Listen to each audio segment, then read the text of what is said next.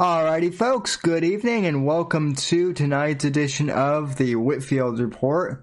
I am your host, Sam Whitfield, broadcasting live here from NGC Studios in South Florida, and I want to thank you very much for joining me tonight. And I just put the cap on there.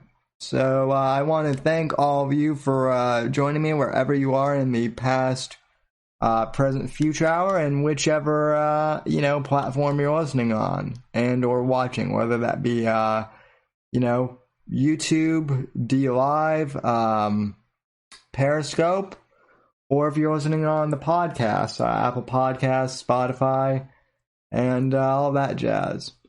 So, folks, we have a couple of interesting topics tonight. I want to break down what a grifter is.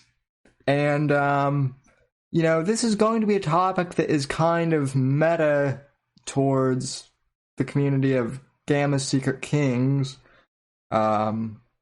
somewhat, in regards to the whole internet streaming personality type thing. But then as I was thinking about it more and more, politicians are essentially grifters, and, Joe Biden is really trying to grift right now, so we're going to be, talking about that. Apex Gamma is, going to be co-hosting, and Scorpio is going to be popping in here as well at some point to, talk about what a Gamma is, what a grifter is, and what a Secret King is. So there's that, and contact info as usual. You can follow me on Twitter and Instagram at SamW_NDC, hashtag Whitfield Report, at Sam Whitfield on Gab and Parler, thesamwhitfield.com, which I need to renew, Facebook.com/Whitfield Report. As always, you can listen on Spotify and Apple Podcasts, wherever you get your podcasts. And shout out in the chat on YouTube, we have Apex Gamma, Still Not Your Friend, Saucin, Johnny Arcade, and The Squirrel on YouTube, that is, and on D Live. I don't know if we have anyone on D Live yet. It's looking like I'm the only one on D Live right now, but that is probably going to change. At any rate, though, I think Apex is here, so welcome. I am here, Sammy. I was just trying not to interrupt that long-winded intro, buddy. How you doing tonight? What's up, chat? Thanks for having me, as always. I'm doing good. As Saucin likes to point out, I am always trying to outdo our friend Semper, in terms of long intro. The longest intro? Yeah. Intros, although, there are rumors as to whether or not the Bears or the VFM got to Semper, because he's kind of MIA on YouTube, but wherever you are, Semper, cheers to you. We wish you well, and the streaming community misses you. So, and I know Scorpio said he's going to join here in a bit, but I guess that motherfucker's eating pizza. He just got off work. He's eating pizza. He will be here. He's got Secret King shit to do. He's got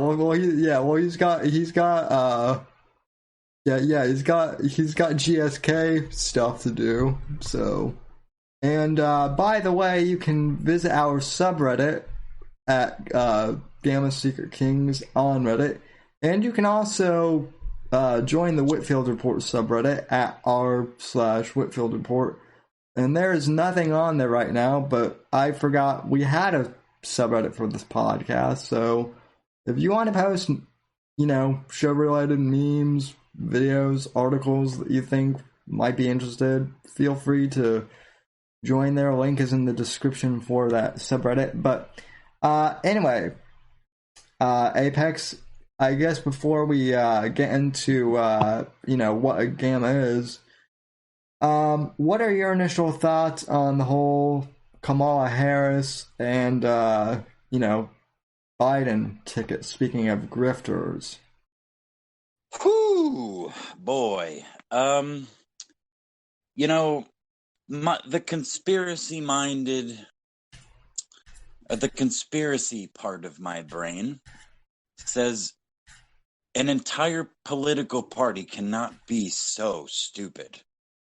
They can't be. I struggle between thinking, like, laughing just at just how stupid it is, and thinking this just doesn't seem like it could be real. It's so stupid. Okay, wait a minute. So you're going to tell me that over the last several months since George Floyd's murder, we have had Black Lives Matter protests, burning shit down, defunding of police, and just all around brutalizing of the police forces across this country. Generally speaking, especially in the major cities. So the Democratic presidential candidate, the leader of the party, of whom represents almost all of these cities, Portland and the like, has now, based on, what was it? I think it was 2 criteria, both a woman and a woman of color were the only things, or what was it? Maybe it was 5 criteria that he set out originally, but he has selected a fucking cop as his vice president for the Democratic ticket in 2020. yeah, and not only a cop, but a cop that just 6 months ago or so, Tulsi Gabbard fucking wiped the floor with. I thought that was literally the end of Kamala Harris. I fucking love Tulsi Gabbard, but besides that, Kamala, however the fuck you want to say it, is a joke, dude. Like, it does not seem real. Biden is already a joke, but even people in real life that I know that are never Trumpers are like, dude, I don't know, man. I think I'm going to have to sit this one out. Like, they would go from hardcore, I don't care who the fuck's in office, or, who the fuck's on the ticket, to, yeah, I'm not so sure about that. That doesn't seem like a wise move. So in summation, Sammy, I struggle between thinking it's just the funniest fucking thing I've ever seen in my life as far as politics goes. And that includes the whole Monica Lewinsky, Bill Clinton thing. That was pretty hilarious. And I was young back then. yeah. It's either the funniest thing I've ever seen or the scariest potential implications politically that I've ever seen. I don't really know I don't know what to think about it, man. I really don't. I would have to agree with all your points. There is a part of me that, like I said, because I did a podcast on this on Wednesday after the news broke, and my initial reaction was, Kamala, however you say it, got her ass whooped by Tulsi Gabbard early on in the primary. And what's funny to me, too, is it's funny that she's campaigning with Biden now, because during the primary, she essentially, called him a predator during one of the debates, and now that campaign commercial where they're hugging and shit like that it just proves what a dirty business politics is, that 1 minute. Well, not only that, but the super fucking biased media that's been pretty much full tilt against Trump, save for Fox News, generally speaking. Even I saw a clip earlier today, maybe it was either earlier today or it was yesterday, where the fucking press was rushed out of the briefing room because they were asking the wrong questions or something to that degree. A reporter asked a question, and the handlers of the room were like, "All right, everybody go. No. Everybody go. And Joe and Kamala just sat in their fucking desks, like staring down at their papers. Like, I don't know what the question that was asked was, but they're already silencing their own fucking media outlets. Like, hey, Kamala, just a couple of years ago, you laughed and said, laughed at the idea that you smoked weed after, putting people away and, hiding evidence, trying to put people on death row and shit like that. Yeah. I don't know, dude. It's a joke. I really don't see how it's real. Don't. Well, here's my concern, though, and Johnny brings up a good point. The left isn't stupid; they are intellectually dishonest, which is true. I mean, my big concern is, yeah, the ticket might seem goofy to us, and oh my God, how could people, vote for, Kamala and Biden? But people said that Trump was a joke, campaign too. And, well, to be honest with you, go ahead. I'm sorry. And they didn't take him seriously. So my big point that I made last week, and this is kind of my overall point that I want to make this, with this, is the Republicans should not be sleeping, or resting on our laurels, thinking that we've got this in the bag, because we don't necessarily have it in the bag, I don't think, and anything can happen, and we still need to be like on top of our game and vigilant. Otherwise, we will have what happened in 2016 to the Democrats happen to us in 2020. Yeah, no, I mean, that's a valid point, man. But I see the opposite happening, man. Republicans across the country, pretty much across every level, local, state, and federal, are making moves and being pretty aggressive on some of these things some of them are going a little far. I can't think of any exact. There's somebody recently, a sheriff banned the use of masks in public, period. Like, you can't wear them at all. Which is, that's the way it used to be, but whatever. But the point though is, I don't see much of that, man. Like, I see in my personal experience, which I'm tucked in a little corner of the world, here, or in a little corner of the country rather, is, even on Twitter and shit, I've seen some pretty ardent left-wing activists being like, wait a minute. So Ken and Hinat, this little 5-year-old boy who's murdered in cold blood in his front yard by a black man, is not a thing because whatever. You can't even find fucking a story about it outside of that local news. But George Floyd causes mass protests and burning shit down. Like, left-wing people. Yeah, again, tweeting these kinds of things. So I'm so glad you brought that up too, Apex, because with the Ken and Hannah thing, that was horrible what happened there. Fucking mind-blowing, Sam. That is fucking mind-blowing is what that is. But then also with the George Floyd thing, and this points to two things. Johnny, so Johnny in the chat says, Sam, you should play the clip of Kamal on Colbert where she explains it's just a debate and she didn't mean any of it against Joe. I just read that too. Funny that you mentioned that, Johnny, because I actually tried to play that clip and on a video that I was going to upload, and YouTube would not let me upload that because of surprise. So yeah, Johnny, I would love to play that clip if I could, but I don't want to get. See if you can get away with it on a live stream. They can't monitor as accurately on live stream. They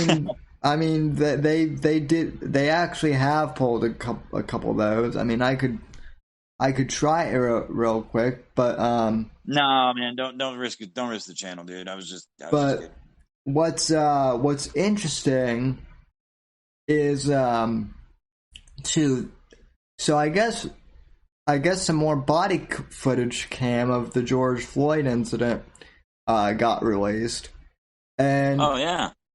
and it, again, I wanted to disclaim. I think we're all in agreement that the foot on the neck, that was overboard, right? Everyone can agree that was a bit nuts, but Yeah. but this whole narrative that George Floyd was an angel, once you see this body cam footage, which again is more footage that for whatever reason I can't play in videos. Wonder why. The new leaked George Floyd footage totally discredits the narrative that, oh, he was just a sweet, innocent black man, just like struggling through COVID and just minding his own business, But the media has such, power that they can literally, they can literally zoom in on one specific story, amplify it, and then completely change, narratives about race, religion, local politics, national politics, whatever. In the blink anything they want, literally. In the blink of an eye, literally anything they want. They are the fourth estate in this country, essentially. So the Third Reich is more like it, man. Yeah. So it's just weird to me because, well, I mean, let's face it, this whole year has been weird. But what's mind-blowing to me is there are people who are so disgruntled with Trump that even when presented with all of the evidence against Kamala, and Biden, their best response is, well, at least they're not Trump, right? Which I mean, right. To be fair, I guess that was kind of the same attitude I had with Trump, right? Towards Hillary. Or with Trump about Hillary. But Trump wasn't losing his mind and literally like drooling on the floor and and groping people on camera during the campaign. Nor was he locking people up. You want criminal justice reform. Trump so far has been the best president for criminal justice reform. Objectively, the only one. Objectively speaking. Yeah, go ahead. Yeah, he's the only president in my lifetime that I can think of that has done like actual criminal justice reform, that has like let people out of prison for unjust sentencing and shit. His First Step program, I think it's called. There was that one famous case of that black woman that got charged once with like trafficking of something, but she was sentenced to like multiple life sentences or some shit, and she served 20-something years, and Trump's bill passed, and she was let the fuck out of prison. But nobody's ever even heard of that woman. Because why would you? Because that doesn't help get Trump out of office. Fuck, Right. Well, and then there was another guy that he let go out of prison who also got released over a minor drug possession charge, and he got released. And I actually got to meet that gentleman when I was in Memphis last year. But still, like he's speaking at mostly conservative conferences, which is good, but he's not he's not getting the attention that he should for criminal justice reform. So well, no, I mean, no, he's not getting fucking credit for anything that he's done even remotely right. I mean, the hydroxychloroquine fucking conspiracy, that's a wild one, man. Like, aside from the voodoo witch doctors that are getting banned from Facebook talking about it, like, there are doctors all over the country that are like, this shit works. Like, there was a huge, and I listened, I don't listen to many Joe Rogan podcasts, not the whole things anyway. Like, I'll listen to clips. If it's someone I find interesting, I'll usually listen to most of it. But I can rarely get through. I mean, I don't. I can rarely get through any 3 fucking hour podcast. I just have too much shit to do. But I try, and I'll find the time while doing other things, cooking or cleaning or whatever. Yeah. But I listened to Joe Rogan's podcast with Tim Dillon from just a couple days ago. And one of the main reasons I listened to it is because Tim Dillon's fucking funny. He's just really funny. Very nihilistic sense of humor, and he cracks me up. And at one point, they were talking about the current state of things and what's going to happen in November. And Joe Rogan confidently said that life would be better if Biden got elected. Like he said it multiple times, and I found that fascinating. Wait, because in the same breath, or at least in the same several minutes, he will give President Trump all this kinds of credit, but he's playing this game where it doesn't matter what's true, it matters what everyone else perceives, because whatever Trump says ends up being wrong to the general population or the never Trumpers, like hydroxychloroquine. Rogan brings that up in this podcast. He brings up multiple people that I think Brendan Schaub, who I'm not a fan of, but he's Joe Rogan's friend, actually got COVID, and he went to his doctor, and his doctor actually asked him, according to Joe's retelling of Schaub's fucking story, which Schaub's a piece of shit and he probably lied. But he told Joe, his doctor said, "What's your political affiliation?"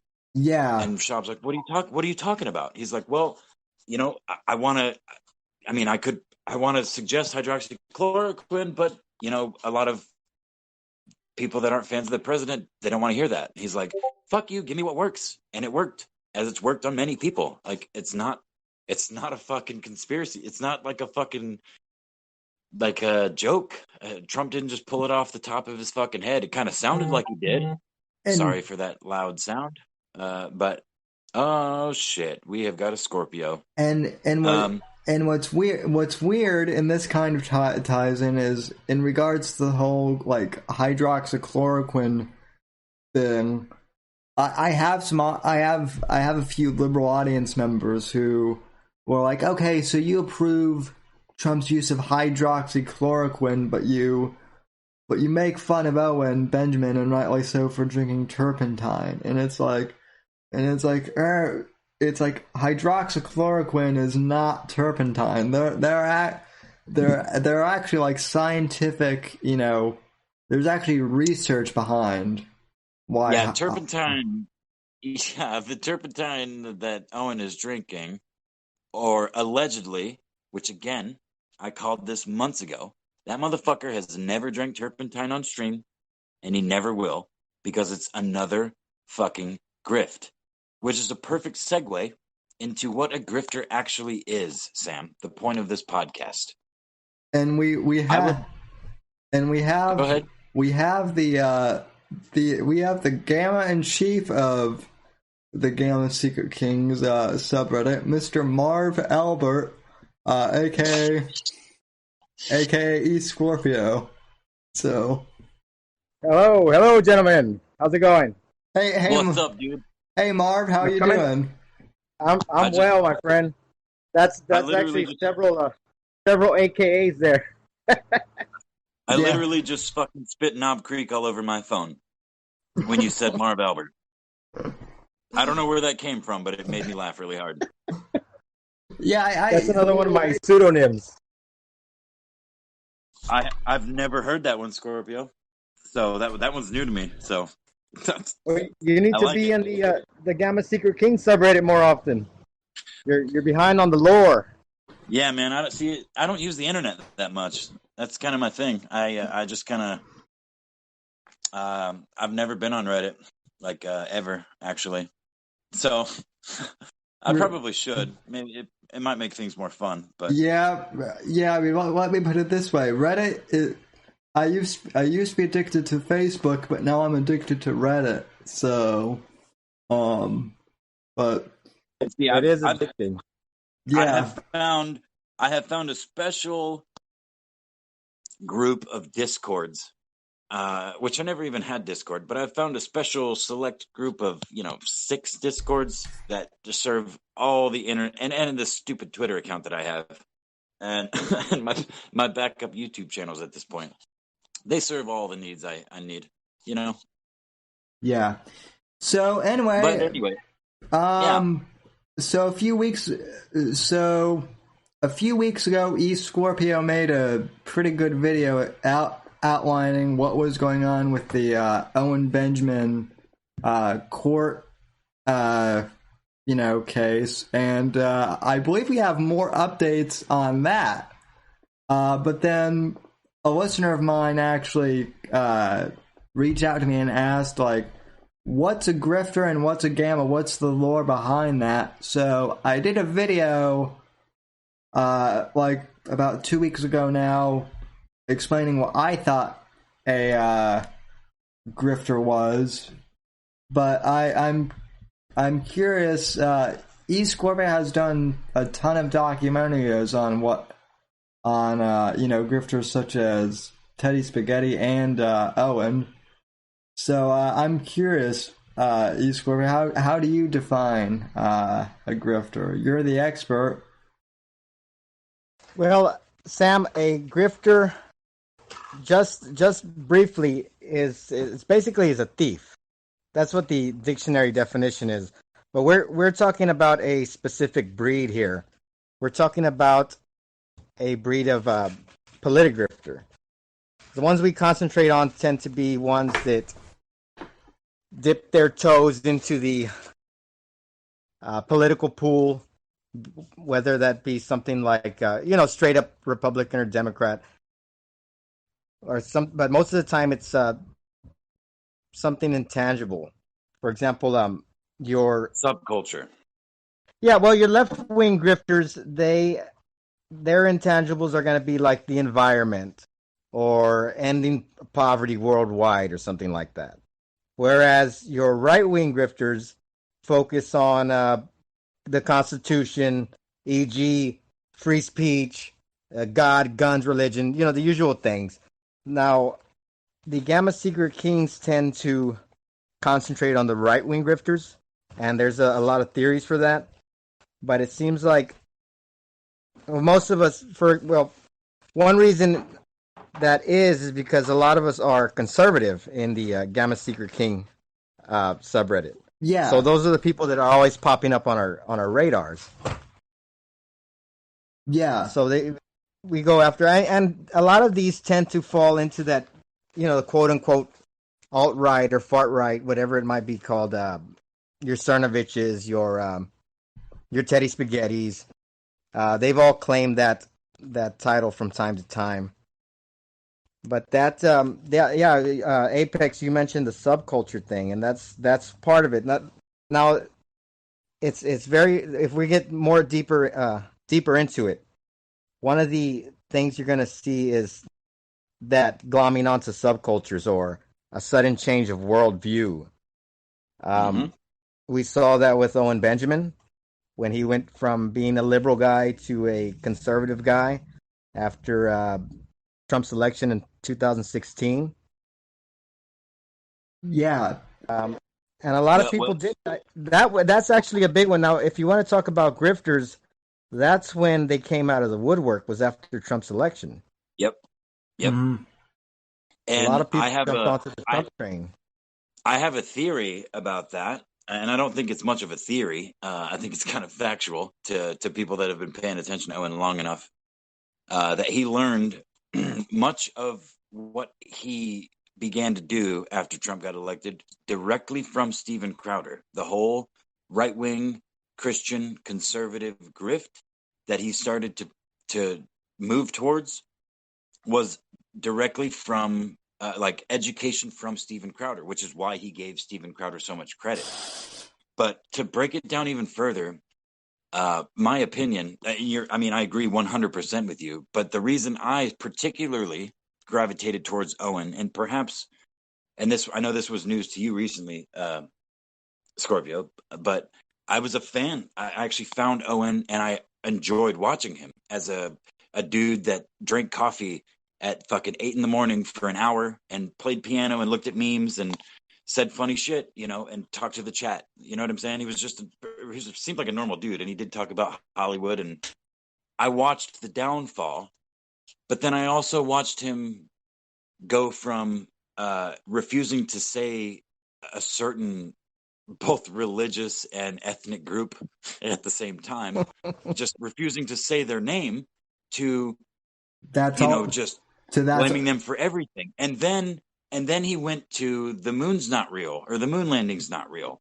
And then like the thing is, I've been lurking on the internet for long enough that I recognized so many of the areas that he was hitting, and he was pulling. He basically would watch videos, and many of the comments on the clips that I used to make on my channel that's now gone, the original Apex Gamma channel, would point that out. Space Dementia, a regular commenter, shout out to Space Dementia, would point it out all the time. She would be like, dude, he literally, this is so-and-so's video, a decade-old conspiracy video on YouTube.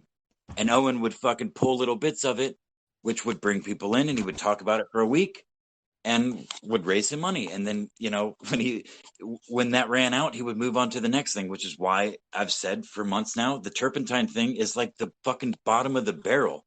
He's had nowhere to go from this point, which is why he just keeps attacking people, James True, and trying to get Milker Nation removed from fucking YouTube, and you know, just making more enemies. But the grift in Owen, I said, I think it was last week in the short clip that Sammy posted, that Owen is, in my experience, maybe it's just because I have so much experience with him, but he's the highest example of how fucking bad the internet can be, both for other people and the people using it. You know, like the person projecting themselves onto it, rather. You know what I mean? Yeah. Sorry to go long-winded there, but no, that's a good point, and I'm glad you brought up where he got it from. I mean, he that was Crowder when he was with Crowder for that brief time. He picked up a lot of tricks from that man, but that Crowder is also another good example of a right-wing grifter. Yeah, a much better one, actually. Let's say more mentally stable, or less mentally stable. I'm not sure. Well, he's much more disciplined. That's for sure. That's it. That's what it is. I'm much more disciplined, because he's definitely a fucking lunatic. There's no doubt about that. But yeah, Owen has no self-control, and he learned valuable lessons. And the dude's made a ton of fucking money talking shit on the internet. I mean, he has, and he really deserves to be like somewhere in the Encyclopedia Dramatica for Grifter, like a picture of him, maybe with his Jew nose, rubbing his hands together or something. But Crowder's kind of a weird case, though, and I'm not necessarily defending Steven Crowder now, but when I had first heard of Steven Crowder, he was working for Andrew Breitbart, who I admire deeply, as anyone who follows the lore of this show knows. And Crowder was doing like more journalistic stuff with Breitbart News, and then he struck out to do his own thing and did his own podcast. And what was interesting was when Crowder first started his original outer with Crowder, it was a radio show out in Michigan that he was just doing it like on some local AM station. And then once YouTube live streaming came along, he decided to do it on there. And I actually reached out to Crowder like early on, back before it became famous, and offered to have him on my show. And at first he said yes, and it was just like a matter of scheduling. And it never really worked out. And then later, I reached out to him again once he became like much bigger. And I actually remember on stream once, he had said something like to the effect of, "Hey, listen, we can't afford to Jared and I can't afford to go on every, small time podcast that wants to have us on. And I mean, sounds like something Rich would say. And I mean, like, look, I didn't take it, personally, like he was directing that at me, specifically, but I did kind of find it interesting that, like, that was his response to, the smaller kind of fan base that had helped him out initially. That, rather than just saying, hey, look, we don't have time, but thank you for the offer. It was more like, we can't afford to show up on every single, small podcast. So it was just kind of his attitude about the whole thing that irked me. I have this theory, and I think it's pretty sound if you look around the internet, that every fucking single successful e-celebrity is a grifter and a lolcow that just doesn't know it yet. They will either end up a lolcow or they have been all along. And their whole purpose for being is to grift. There is I would argue there's a very, very small percentage of people that are successful at making content on the internet that wouldn't qualify as grifters. People that change their views, change what they do to appease their audience to make money. That's effectively what a grifter is, in my opinion. I mean, like the simplest form, right? Yeah. I mean, so that's. I mean, I feel like that's what the internet is, man. Like, people that make money on the internet as a living, are effectively grifters. I don't know. I mean, it's not 100% of the time, but Sammy will take his shirt off if you send him a fucking Streamlabs. I mean, is that a grifter? No, and it gets much more specific. Now that's one part. Apex. That's very broad. I'm brushing with a broad stroke, but just trying to be nihilistic here. Go ahead, man.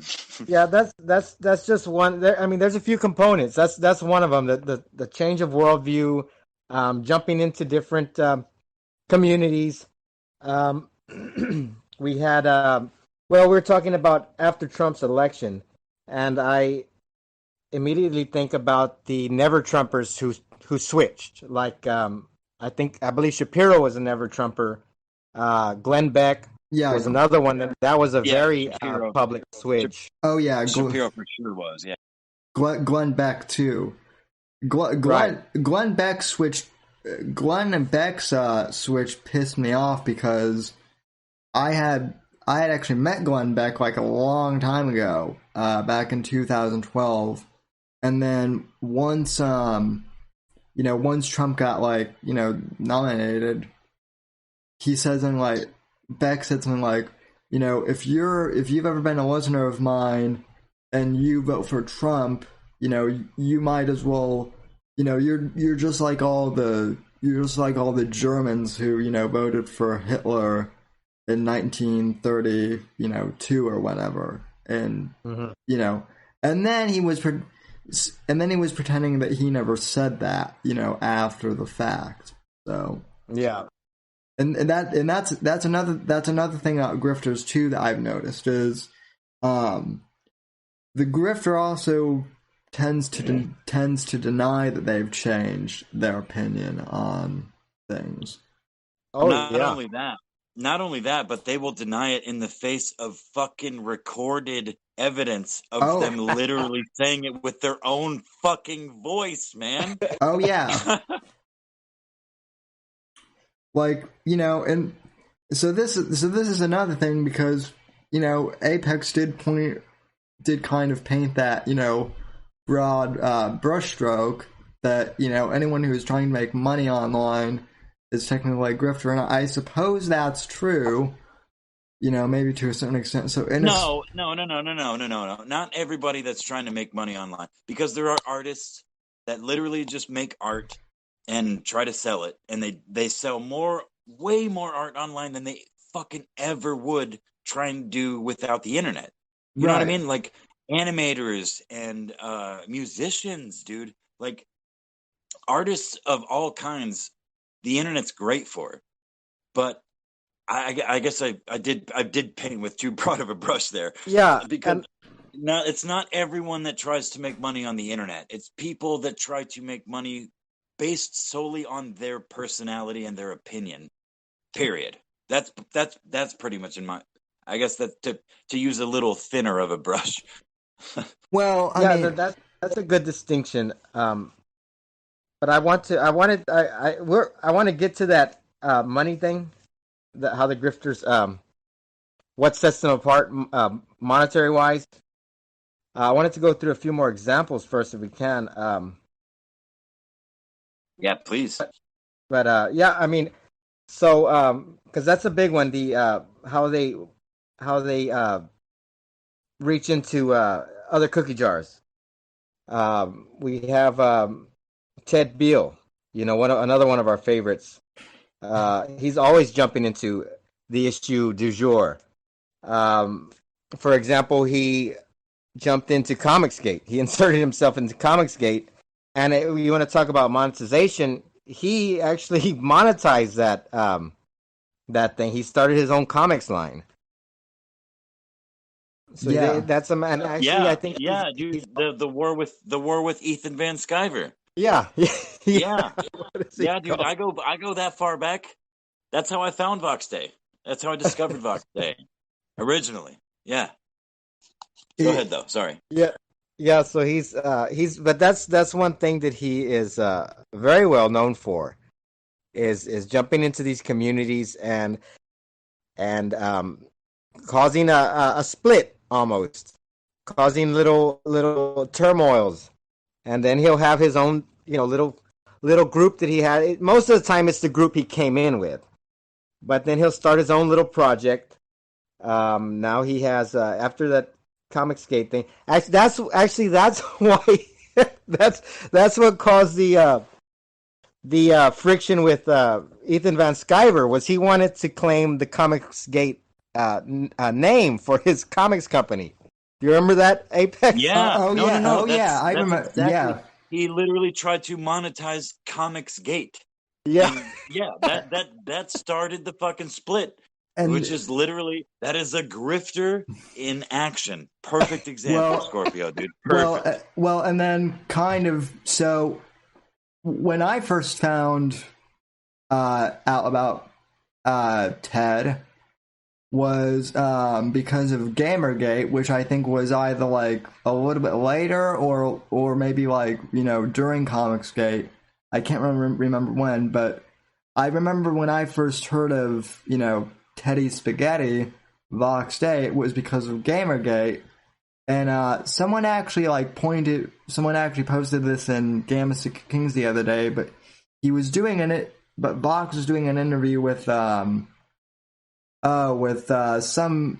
extremely liberal, news commentator and talking about Gamergate at first. And at first I'm thinking, okay, so far this Vox Day guy is making, some really good points about how, journalists are really biased in, gaming, and how the SJWs are really, taking over gaming. Like, yeah, I completely agree with everything this guy is saying. And then the conversation switches to, like, marriage and relationships.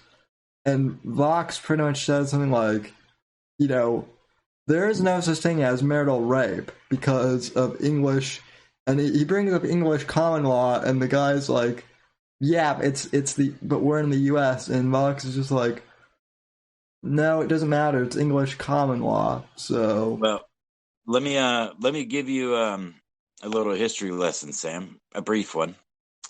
Gamergate was several years before Comicsgate, which is exactly why Teddy had the inclination to monetize Comicsgate when it became a thing, which is why it drove a wedge between him and Ethan Van Sciver and the whole actual Comicsgate community at the time.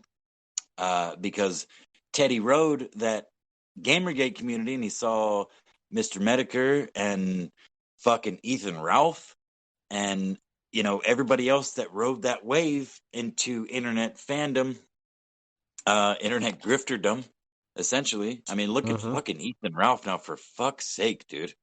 But, but, the point is, like, Teddy with his bald head and his creaky fucking chair and his 4-foot fucking stature, saw an opportunity to monetize, which is exactly what he saw with the Big Bird. And Big Bird was a much smaller target and a much easier target than Gamergate. Gamergate was huge. Comicsgate was pretty big. You know what I mean? Like, yep. There were a lot of influential people involved in Comicsgate. Owen Benjamin is fucking nobody. Nobody gives a fuck about Owen Benjamin except for the idiots that care about Owen Benjamin. And there was a lot of them. And there still are. He just keeps recycling his viewers somehow. The well will end eventually. But yeah, I mean, I think Owen has been manipulated by Teddy Spaghetti since the moment they became in contact with one another. Just like Owen was manipulated by Steven Crowder. Only Vox is the quote-unquote Dark Lord. Oh, I didn't take that. I didn't give myself that name. I only call myself that because other people call me that. I'm a Christian. I believe in God, but I'm the Dark Lord with the fucking the evil legion of evil. What the fuck? What? I mean, I don't know. I don't know how much you want to talk about fucking in your face bullshit. God damn, dude. I'm not a James Bond villain. That's just how those who oppose me perceive me as a Bond villain. So oh no, someone comments, oh, the evil legion of evil sounds like a cult. Oh yeah, you're not wrong to say that, because it is, or something like that. You know what I mean? Well, Vox proudly talked. He has how he not only has one cult, but he has the evil legion of evil. Then he has the Dread Elk. Then he has, so basically he has all these different cults out there. I think he's trying to upstage Owen Benjamin in the fact that Owen Benjamin can barely manage one cult, whereas Teddy has 5 or 6. Okay, so this is complete freaking nonsense, but I think the way it works with Ted's cult is that I think the evil legion of evil is the umbrella that they're all under, and underneath that umbrella you have the Dread Ilk, which are his old guard. You have your Kurgans and your freaks like that, and then you have the VFM, the Vile Faceless Minions, and those are the rank and file. They just are mindlessly obedient to Ted. He'll send out email blasts to his VFM to go do their little gay operations they have. For example, they were instrumental in his little, I don't know if y'all are familiar with his rabid puppies fiasco when he was going. I am not. It was when he was. I'm not going to get into it all right now, but it was part of his sci-fi shtick. He was trying to rig the vote for his people that fit under his group. He called them the rabid puppies. It was all the. I don't know, I guess. It's Scorpio. Is this the thing that he was complaining on his blog recently with the science fiction book? No, this is something else. That's the comic books. This is old Teddy stuff. This is from 5-6 years ago. Oh, okay. So he got into it. He was, as y'all know, he's some kind of lame science fiction writer, right? So he was in the running or he threw his hat in the ring to be the president of their sci-fi club, whatever the hell it is. And he didn't get it. So he got all pissed off, and he kind of formed his own faction where they were going to. Now this group they vote, right? They vote for the Hugo Awards. They're part of many other groups that vote for who wins best science fiction, this and that. Well, it's another like Comicsgate, Gamersgate type thing. But this, I guess it would be Sci-Fi Gate. I'm not sure. I don't think it had a name. But so they felt that the SJWs were infecting the science fiction world too much. So they were going to do their own thing. He set up these little voting blocks. And he, as part of that, he emailed all the VFM, oh, these are the guys you have to vote for. They were trying to rig the vote, in other words. And it just all blew up in his face. All of their rabid puppies, they all either came in last or they didn't even place or whatever the case might be. Another Teddy failure. But, okay, so that's the VFM. They're the ones that do all the little the dirty work, in other words. And then you have the VFM. They're the ones that I was actually trying to refer to when I kept saying his, whatever I kept saying earlier. I was trying to refer to his VFM. I didn't mean to interrupt you. I'm sorry. No, and yeah, so you got the Dread Oak, you have the VFM, and you have the Legal Legion of Evil. And that's the supposed 28. It changes. I think at one time it was 26. I think now it's 28 lawyers. Wait, there was the deplorables too, right? Because Jordan Peterson called him deplorable at one point. So he started calling his followers the deplorables. Are you not up on that, Lauren? It's no, I don't. I think it's that might be an archaic term. I think it's one of those things they might have dropped or they just use from time to time. But yeah, I see that. I was there for that though. Like I was watching fucking Teddy Spaghetti as like a passive viewer when he's like, "Oh look, Jordan Peterson talks about me and he called me deplorable. You guys are the deplorables now." And that's when I'm like,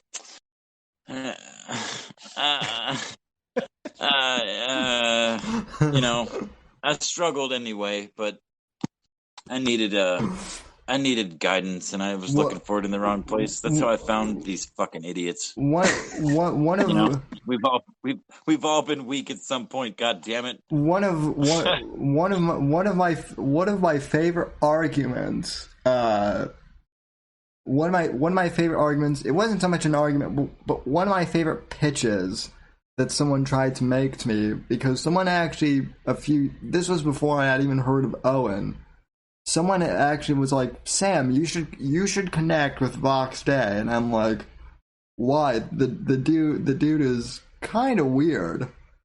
And they were like, "Well, you like comic books and science fiction, which I do, and Vox Day likes comic books and science fiction, and you're both conservative, therefore you should connect," which is to me kind of the same logic as saying that like I should be friends with like Mussolini or something because we both drink waters or something.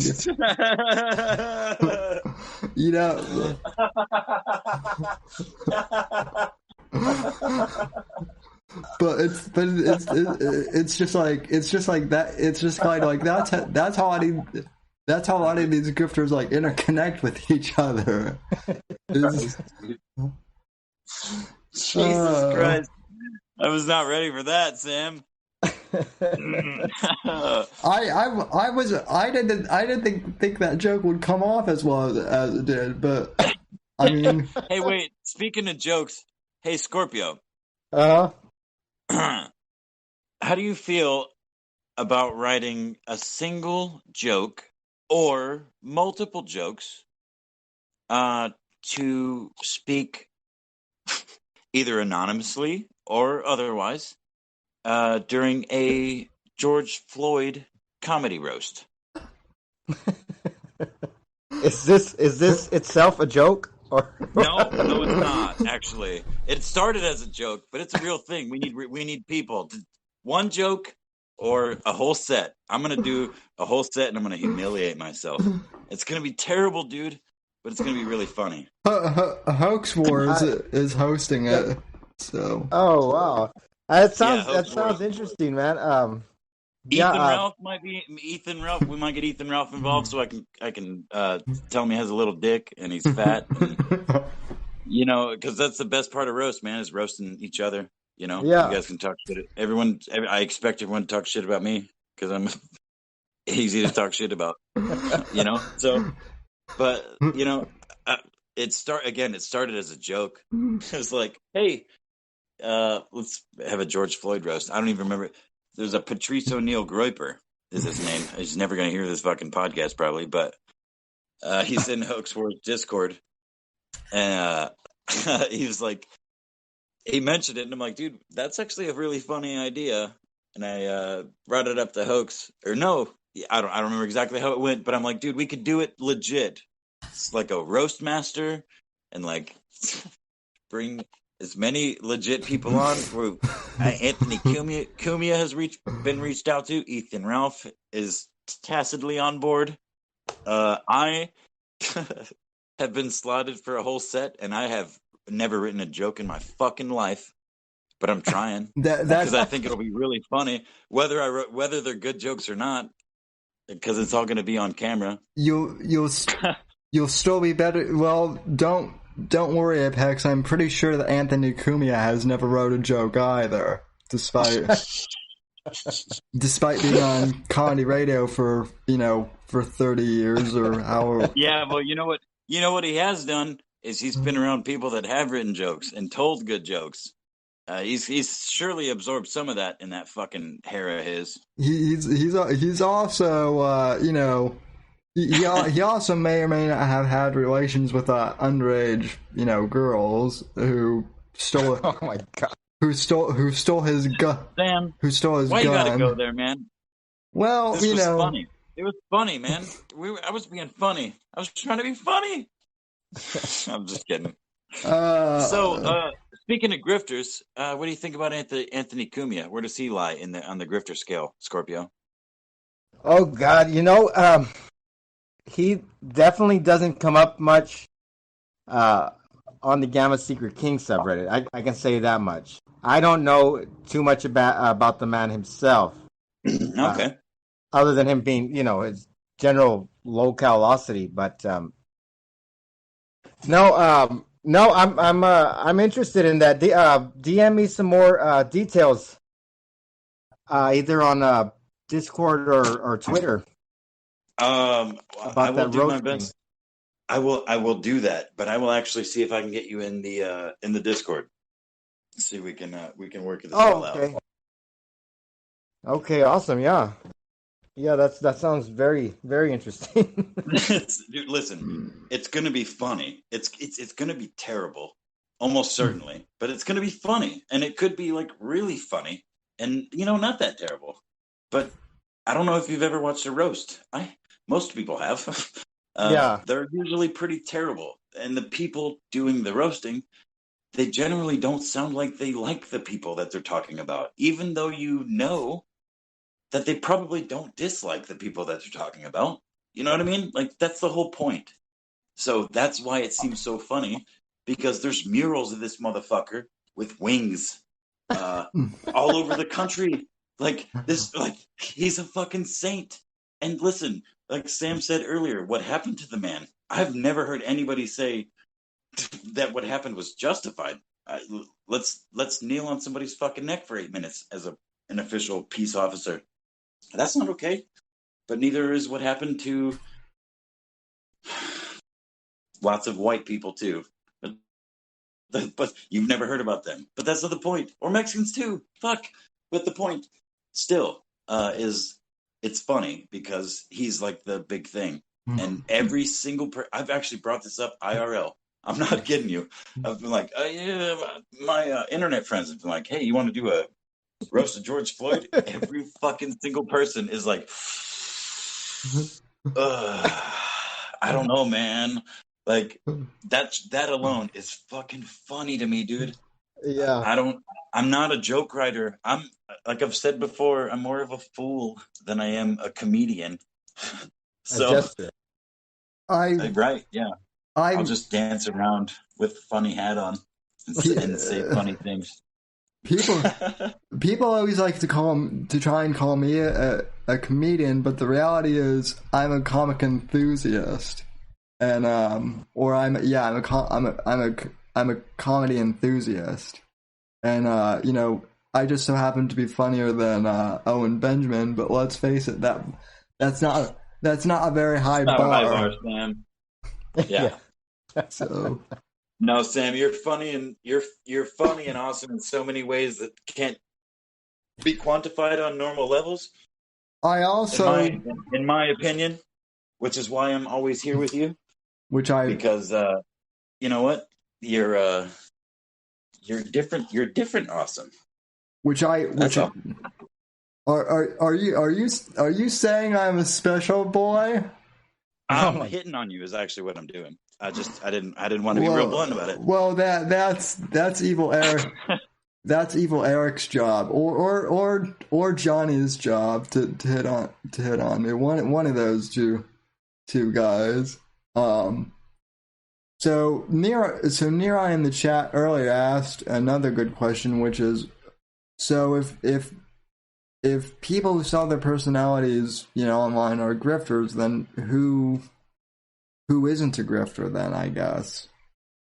Well, that's a really fine line, man. Me. That's a good question to ask. I would immediately answer Neri with me. I'm not a grifter necessarily. So Well, Sammy, that depends on your definition. Because as I said earlier, if Fat Keck Boy donated you $15 and said take your shirt off, or $20 and said take your shirt off, and you're like, nah, $20, fuck that. Maybe $50, and then you got another $30 in your fucking Streamlabs from somebody else. You wouldn't take your shirt off? I probably would, maybe. But here, Right. So, but no. But listen, that's not a bad thing. That's appeasing your audience. But is that a grifter? Because how far does that go? Because you're just taking your shirt. That's not anything. But if your audience starts donating you hundreds of dollars and they're like, the fucking Trump's fucking blah, blah, the Antichrist and this, that, you know what I mean? I don't fucking know, but something anti whatever you actually believe, hundreds of dollars, hundreds and hundreds and hundreds of dollars. And they keep in these super chats start telling you or saying things counter to what you believe. Would you start saying that? no, and it's funny because I've actually not been offered that. Well, no. But I mean, again, that's my point though, is it's easy to say now because nobody's offering you hundreds of dollars to change your mind. But if some random fucking person started streamlabbing you, again, hundreds of dollars, thousands of dollars even. I mean, thousands might be suspicious, but regularly donating, 50, hundreds of dollars every week you stream and saying things that are counter to what you believe, or maybe just more than one person, because it would probably take more than one person. But if your audience grew by 20%, and that entire growth from where it is now is people that are counter to what you believe, but they're all the people donating you money, would you change the way you approached your show? Would you change the way you talked about the things you reported? I bet you would. I would. That's not a slight against you, because you're like, I mean, maybe not. I shouldn't say that. I shouldn't say that. What I might do is I might change my presentation a bit, but I don't think I would change my opinion, which I think is what you're asking. If I would change. Well, no, because you know what? I don't think Owen Benjamin is any fucking different than he was 10 years ago. I think that he plays a fucking character. And because he has acting experience, he plays it better. Well, no, he doesn't play it fucking better, but he plays it more confidently than most people can do. Yeah. So he's more willing to fucking throw himself into this. The moon landing's not real, and the Jews are responsible for everything, and which both of those might be true. I don't fucking know, but he throws himself without any real knowledge about these things. He just fucking throws himself into it because he can play. He's confident in improv. You know what I mean? He's gained that ability, and he has enough bullet points to understand how the internet grift works. I mean, look at him. Look at the fucking dude. I've been deplatformed. I've been demonetized. Oh shit! I still have a YouTube channel that's gaining money, but I've been deplatformed from YouTube for months now. Yeah, Johnny brings up a good point. He says that's why I never accept money from internet strangers. Exactly. Yeah. I owe nothing to anyone. Well, it's funny that you mentioned that, because I'm kind of the same way. I'm like, thanks for the internet donation, but that doesn't necessarily, you can't buy my friendship. I'm not like a... Well, Sammy, if you were down and out, if you were used to making, what did Owen claim? Scorpio, remind me, what was he claiming to make on his sitcom? I think that's what sets the grifters from the non-grifters apart, is the amount of the money. I think it was 30,000 or 300,000 an episode, something like that. It was 30,000, it was like 30,000 a week. What's up? Yeah. So that's, in my opinion, that's what sets apart, because I mean, like you were saying, Apex, people make money off the internet. I mean, that's just the way things are going. I'll just speak on my own personally. I do little things. I'll sell T-shirts, or I'll accept PayPal donations, or I'll I have a Patreon. Now, I don't make much on any of those things, but I'm not making like we were saying, the Owen Benjamin money. He was making what was it? He claimed 30,000 a month on YouTube. So that's where, when you get to those levels, that's when you start to see them compromise. But I honestly don't think that these men have any values to be compromised. I think the only value they have is the money. Yep. Yeah, dude, that's right on the nose. Well, and I've also noticed that all these e-celebs get like a little like high on themselves too. Like I find it hilarious when people like meme me and parody and super chat me funny stuff, because I don't take myself too seriously. I can joke about myself, but like I've noticed that like a lot of like, if anyone makes fun of Owen to his face, rather than laughing about it and being like, hey, that's a really funny parody that you did, it's you're banned, and you're banned for life. I mean, that was the whole thing with the whole gummy incident. Like initially he was like, oh, this was hilarious, and then later he was like, someone tried to poison me, and it, which never even happened. So it's the whole ego thing. So here's $5. So as far as we set up that owe me internet that loyalty. We were starting to establish that pattern, right? There was grifters coming out of the Trump election. There was grifters coming out of Comics Gate. Yep.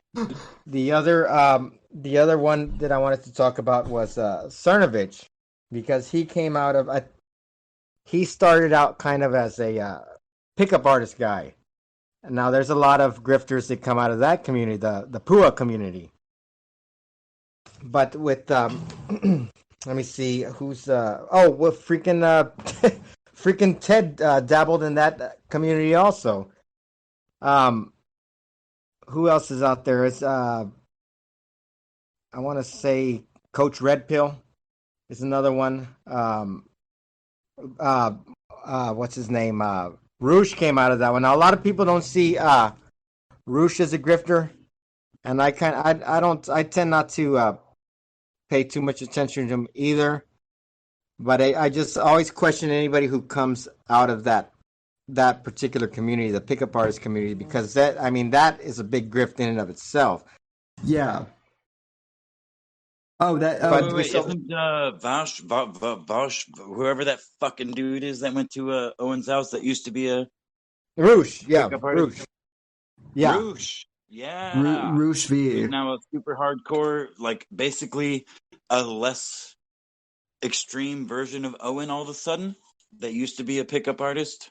I mean, he's a Christian that preaches all the same shit, but more strictly and doesn't jump into turpentine and the moon's fake and a lens and a battery and all the other fucking shit. You know, yeah. right? He's. I think he's. What I know from Roosh is that he was a pickup artist, and he got, he settled down with a woman, and the woman cheated on him. So after that, it like shattered his world. I mean, ironically, and now he is a Orthodox Christian. Now, I've been told that his conversion is sincere. Like I said, I don't follow him enough. I know that he has It might be. I believe that. Yeah, but like I said, it's just questionable when you have such extreme, like we were talking about earlier, such extreme changes in worldview, such extreme changes in personality. So that you always have to keep an eye on that type of thing. Yeah, for sure. Now, Scorpio. Now, for me, dude, I just personally, I've not been a very stable individual for most of my life at this point. Mm-hmm. So I understand like wild swings of like true wild swings of understanding of the world and perceptions of things. But for me, it's from that point, beyond that, it's the company that you keep. And if you have had some sort of spiritual awakening, as Roosh claimed to have had, and then can go to fucking Ursa Manor and sit with Owen Benjamin for multiple hours on camera and multiple hours off camera and still walk away with respect for both him and yourself, I don't believe you. I don't believe a fucking thing that you have said up to that point, because I've never met anybody. I shouldn't say meet. I've never seen anybody that has stricken me with so much disingenuousness as that man known as the Big Bear or the Big Bird in smaller circles. Yeah, that's very well said, man. That's a very good point. Yeah, I mean, again, the company that you keep. So Owen and Vox teaming up, that was like, whoa, wait a minute. That looking into both of them and realizing, okay, we got a dad who's in prison for embezzlement for like fucking 40 years or some shit, who is still idolized by his son, who sits in a fucking creaky chair with his glasses and his fake books behind him. You know we don't read those fucking books. What are those fucking books behind him? And then you got Owen, who is clearly a homosexual, who's, pumping kids out of this lesbian who's pretending she's not, because they both hate what they are and they just are refusing to accept it. And only her parents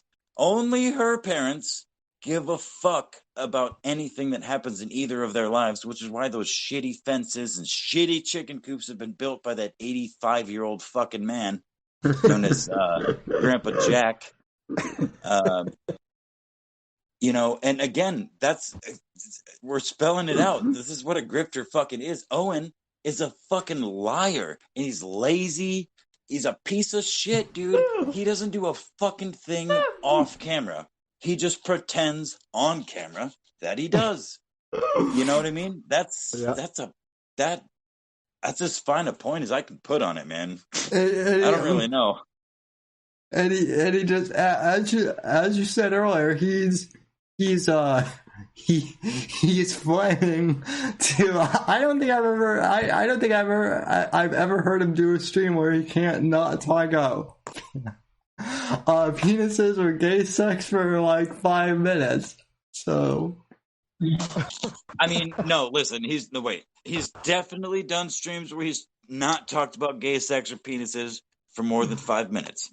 But within those streams, within those minutes or hours, he's fucking elbowing dogs. He's throwing fucking beer cans at animals. He's fucking he's busting beer bottles over his fucking fireplace because he can't find a bottle opener. That's my favorite clip, by the way, of all time. In my head, smashes the beer. I thought that would work. In my mind, that made sense. What one for? Yeah, that's it. In my mind, that made sense. Oh my fuck, dude.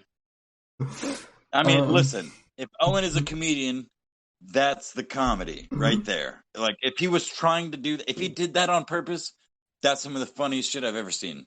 Like, for real. I think the fact that he didn't though is what makes it funny though. So. No. Yeah, well, it's unintentional as always. I mean, that's what's funny about. In my mind, that made sense. It's not anything he's doing intentionally. But that's what makes a locale. I mean, that's. I swear to God, dude, every e-celeb of, say, 1 million followers on any social media platform or more, 1 million or more, is a lolcow. They just don't know it yet. I mean, I feel like it's an inevitability of e-celebrity because we are all fucked, dude. Every single one of us human beings are fucked. And we try, the people that make themselves popular on the internet portray themselves in a certain way, which, guess what, is a fucking lie. In some degree, it's a lie. You're not telling the truth somewhere in this projection of yourself online. I guess it's not 100% true, but I mean, I would say 99% of it. You've got the Alex Joneses of the world who don't give a fuck, and literally just, they don't give a fuck. That's who they are. I mean, I would expect that if I met Alex Jones, he would try to sell me some boner pills and some fucking fluoride water or some anti-fluoride shit and whatever, and he would talk to me just like he does on screen when I watch his show. Listen, young man, you gotta, whatever, making the frogs gay, whatever. But I do want to ask. I do want to ask about Alex Jones though, because I feel like I had a point, Sam. Before you go on, Alex, never mind. I don't know what it was. I lost it. It's gone. Go ahead. Okay. Do you have a point or okay? I feel like there are those like Alex who. I feel like there are exceptions to the grifter rule, and Alex is one of them because. No. Alex Jones is the Alex is the apex grifter.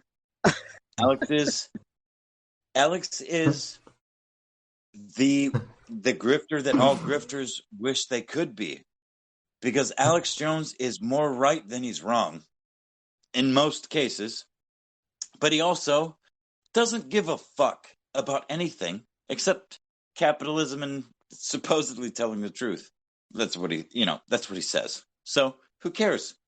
I've literally never bought anything he's ever sold, but I've learned a fuckload from that man. And I've also been misled by that man quite a few times. But the Boston bombing, thanks to the Alex Jones and the InfoWars crew during that whole charade, that was, what was that, 2016, 2015? The Boston bombing? That was 2012, I think. Ooh, really? Yeah, I think I was still in high school when that happened. Holy shit. Okay, well, whenever that was, Infowars that was one of my kind of awakenings, man. Thanks to Infowars, but I also think thanks to that moment was led down many fucking erroneous paths. So yeah, I mean, take it for what you will. I mean, the only reason I say that Alex isn't a grifter is because I think that Owen and Ted deep down, and even Cernovich maybe as an example, I think they know they're full of. I think they know they're full of shit. Those three, at least. Wait. That's actually a good question, Scorpio. I have a question for you. What do you think? Like, where's the line? Excuse me. On, looking to make money on the internet. Like, obviously selling things, like you make something and you put it on a website and people buy it and you send it to them and they give you money for it, that doesn't count. But giving your opinion versus giving them a product, whether that be music or a physical piece of clothing or jewelry, I don't think you can grift when you make something, like as an an artist of any kind, whether you're selling t-shirts. Well, fuck, that's a fine line too, because people talk shit on Mr. Mediker, who's now disappeared from the YouTube sphere. But he said for years that just fucking buy a hat and draw 5 stars on it with a marker, and then he started selling hats. And like, oh shit, he's a grifter, Yeah, and people are very quick to throw that term around nowadays. But yeah, there is a line, Apex, and that's I think the main thing is. Now remember we talked earlier about the intangibles, the big lofty ideals that these men have, men and women, because there are women grifters. For sure. That's what it comes down to. Once they get into your community, once they have you hooked, then they sell you their ideas, and then they let you know how you can help. And that help always is money. It's always monetary help, and it's money for vague promises. It's intangible products for an intangible cause. So you'll have often you'll hear, like I said, with the right wingers, there'll be we're fighting for free speech, and you can help by donating to this cause, or a lot of them straight up now just have a GoFundMe. What happened recently?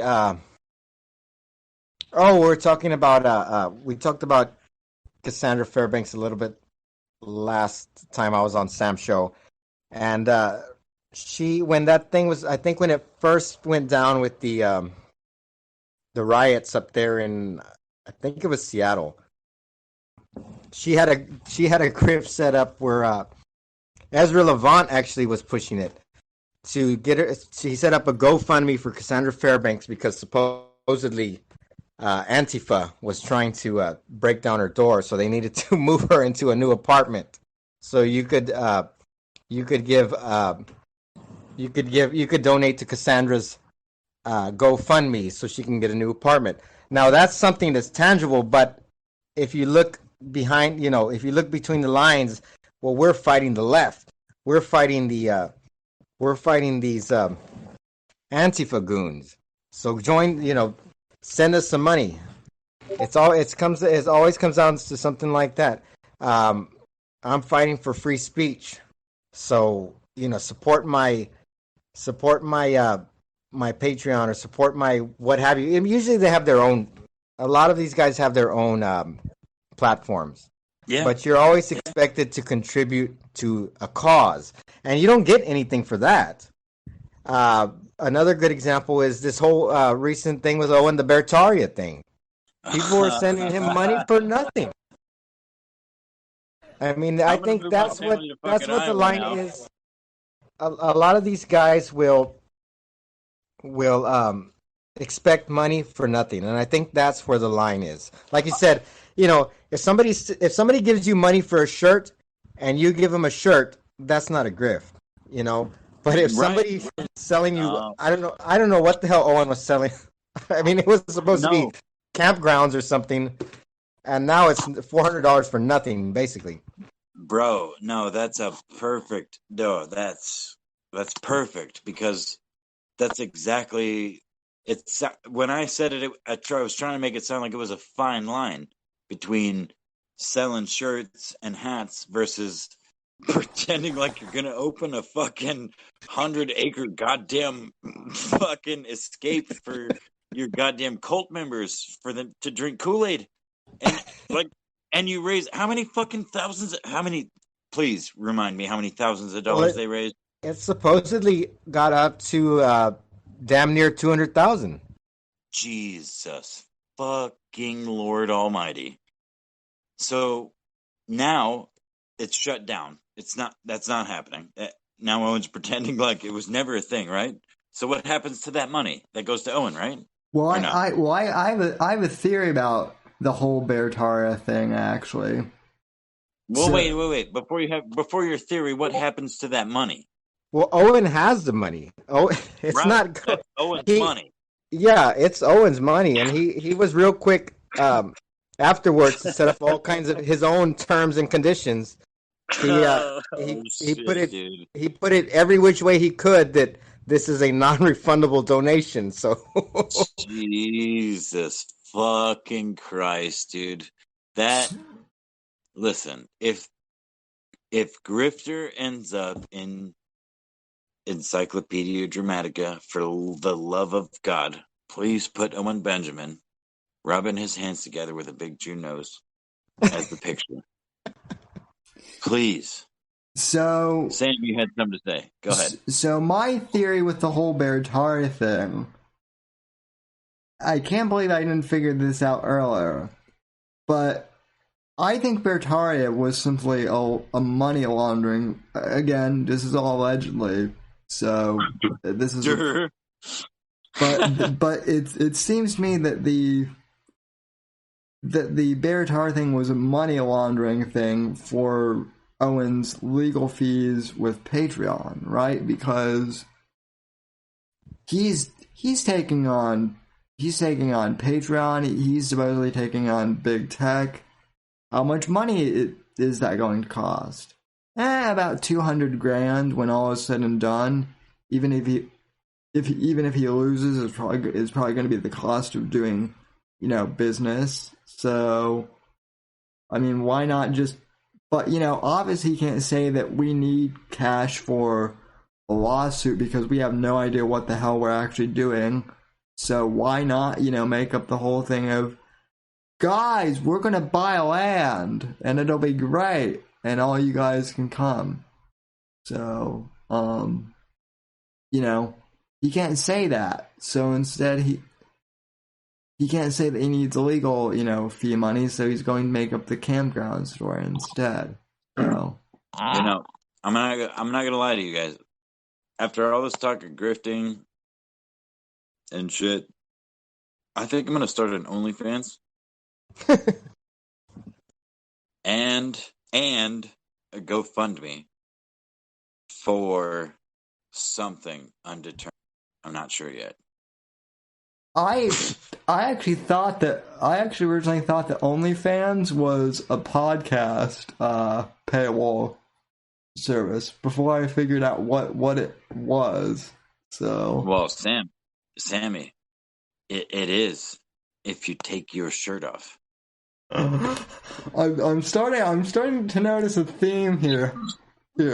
So,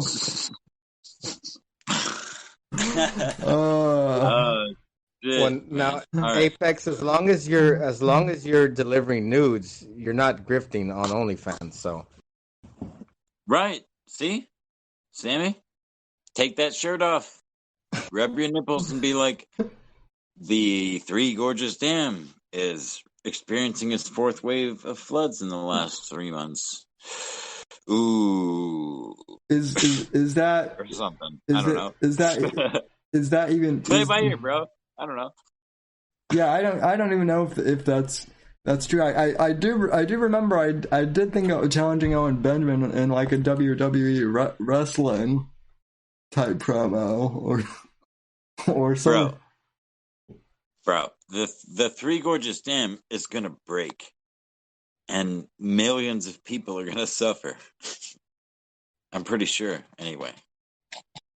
But yeah, WWE match with Owen Benjamin, sure. I mean, your wheelchair with goddamn fucking skill saws that poke out at a horizontal angle, and the flamethrowers that poke out the front will surely deal with his 6 foot, probably 5, because he's claimed 6'7", 6'8".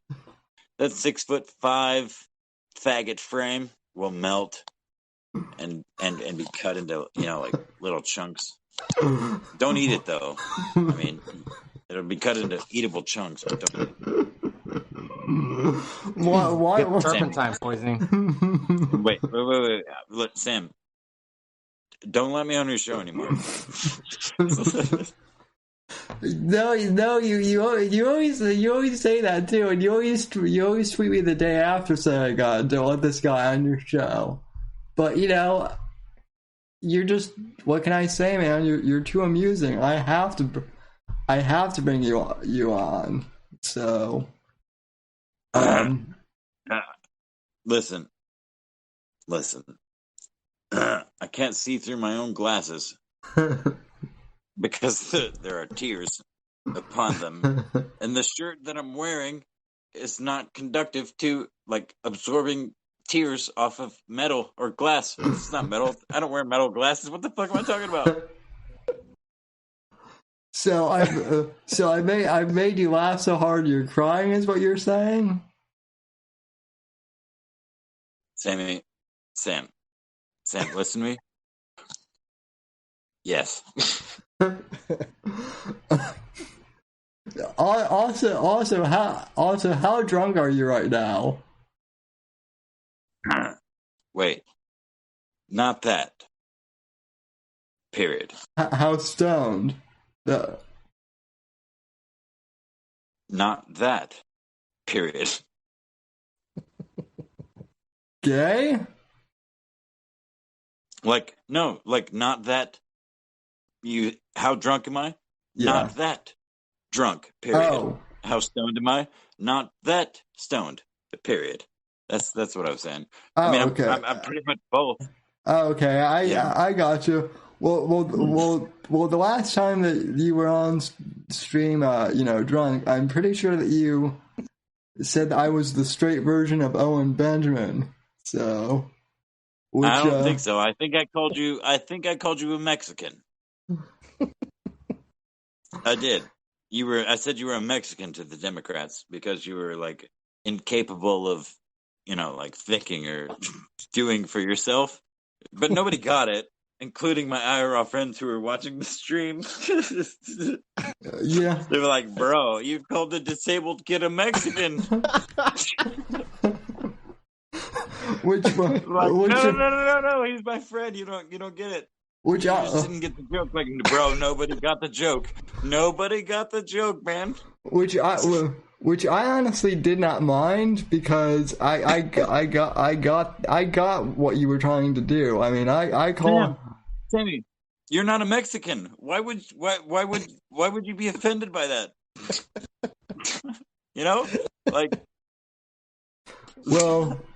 Well, Scorpio actually has a video on his channel about how he's not Mexican either. So Scorpio, one of the earlier low class logic videos. So Scorpio, Yeah. I need your opinion. Okay. Should I shut the fuck up and leave this stream right now, or should I just keep ruining Sam's show like I tend to do? What do they say? Steer into the skid, right? Oh, I mean that's an ice. Are you in the north too? Yeah. Like when you start sliding, steer into that shit. I think I think Scorpio's in. Well, I'm not gonna say where because no, we don't need that. No. Listen, I'm in the frozen motherfucking north. When you slide, you steer into the fucking shit. Actually, no, you don't. You don't do anything. You just let go of the steering wheel and you die. That's what happens. Okay, that's what that might be the answer then. It is. No, listen, it is. There's too many people. Just let go of the fucking steering wheel. Let God take control. Fuck. Alan Pell is here in the chat though, and he says, "I am Mexican.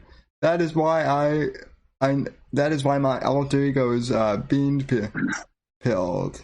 Listen, So. Alan Powell is a fucking ghost. That dude is dead. It's his body. I carry it around with me. That's his ghost. I resurrected that man. Yeah, behind from a fence post, from beneath the fence post on Ursa Manor. That's a true story. That happened. Oh yeah, just like the crippled kid swatting happened.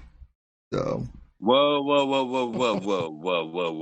I have fucking hair on my head, and my chair does not creak. Anything like that.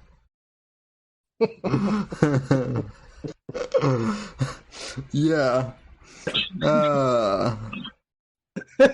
What are we talking about again? We were talking about something.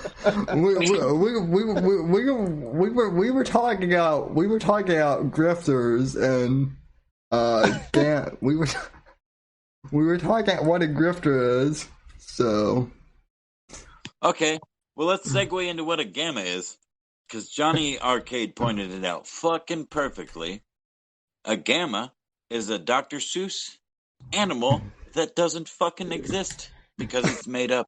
It's not real. It's not a thing. Which is why I'm the best one, by the way. Gamma in chief. Just saying. Well, that was true, except that we became it. We are now we are the embodiment of the gamma. We became that's a fact, man. We actually I can't deny that. We actually made gammas cool now. So well, no, I won't go that far, Sammy, because I'm not that cool. Well, I took on the nomenclature with the explicit intent of embodying the worst things about it. That, like, I am all of those things, but I'm not only those things, but I'm definitely all of those things. Well, the way I see it is that the gammas are the complete opposite of what grifters like Owen and Ted are. So, I mean, I think that's legit. No, that's valid. So yeah, and they're a counter to the grifter. Yeah, I mean that's good. The gammas have become the anti-grifter. We are the primary antagonist to the myriad politic grifters out there. Yeah. And the good thing. Well, the thing is there are many grifters, or I'm sorry, there are many gammas among the internet, especially the YouTube and DLive sphere, that don't know that they're gammas, but they definitely are. Those like PPP and Godwinson and Toad McKinley, and I mean, there's many others from like the Bloodsports era that are counter to, the grifter scheme. Yeah, the ankle biters. That's right. That's what that's another thing we're called. That's another thing they try to insult us with. We're biting at their ankles. Well, we'll just like we were talking about earlier, steer into the skid. Well, hell yeah, I'll bite your ankle. I'm down for that. Listen,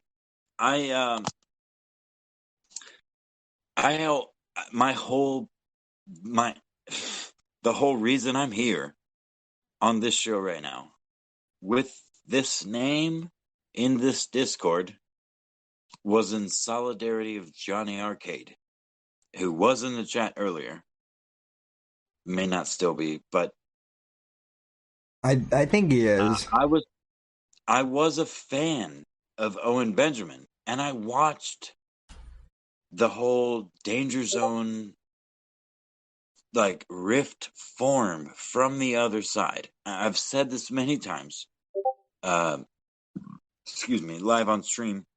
Maybe not on Sam's stream, but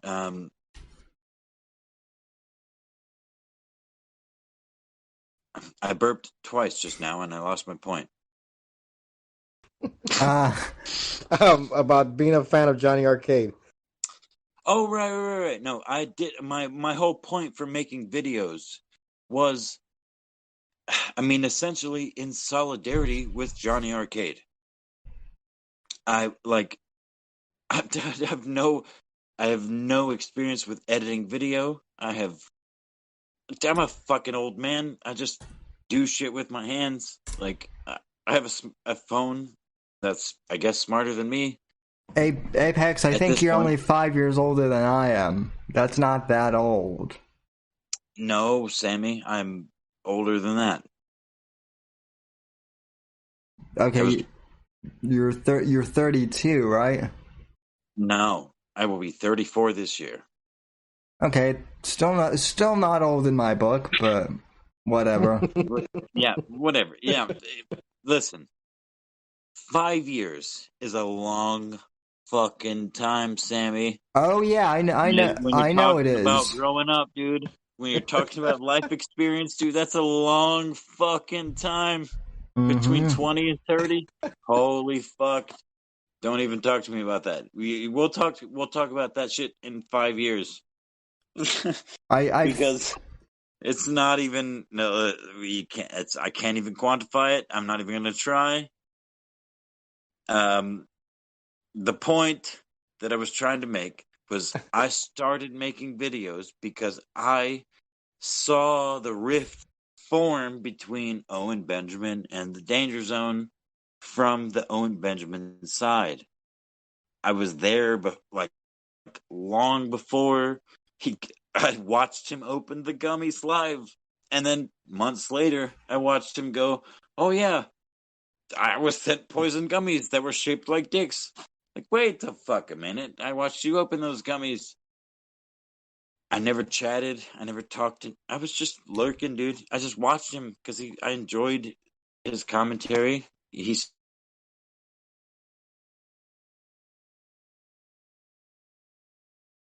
Did we lose you, Apex?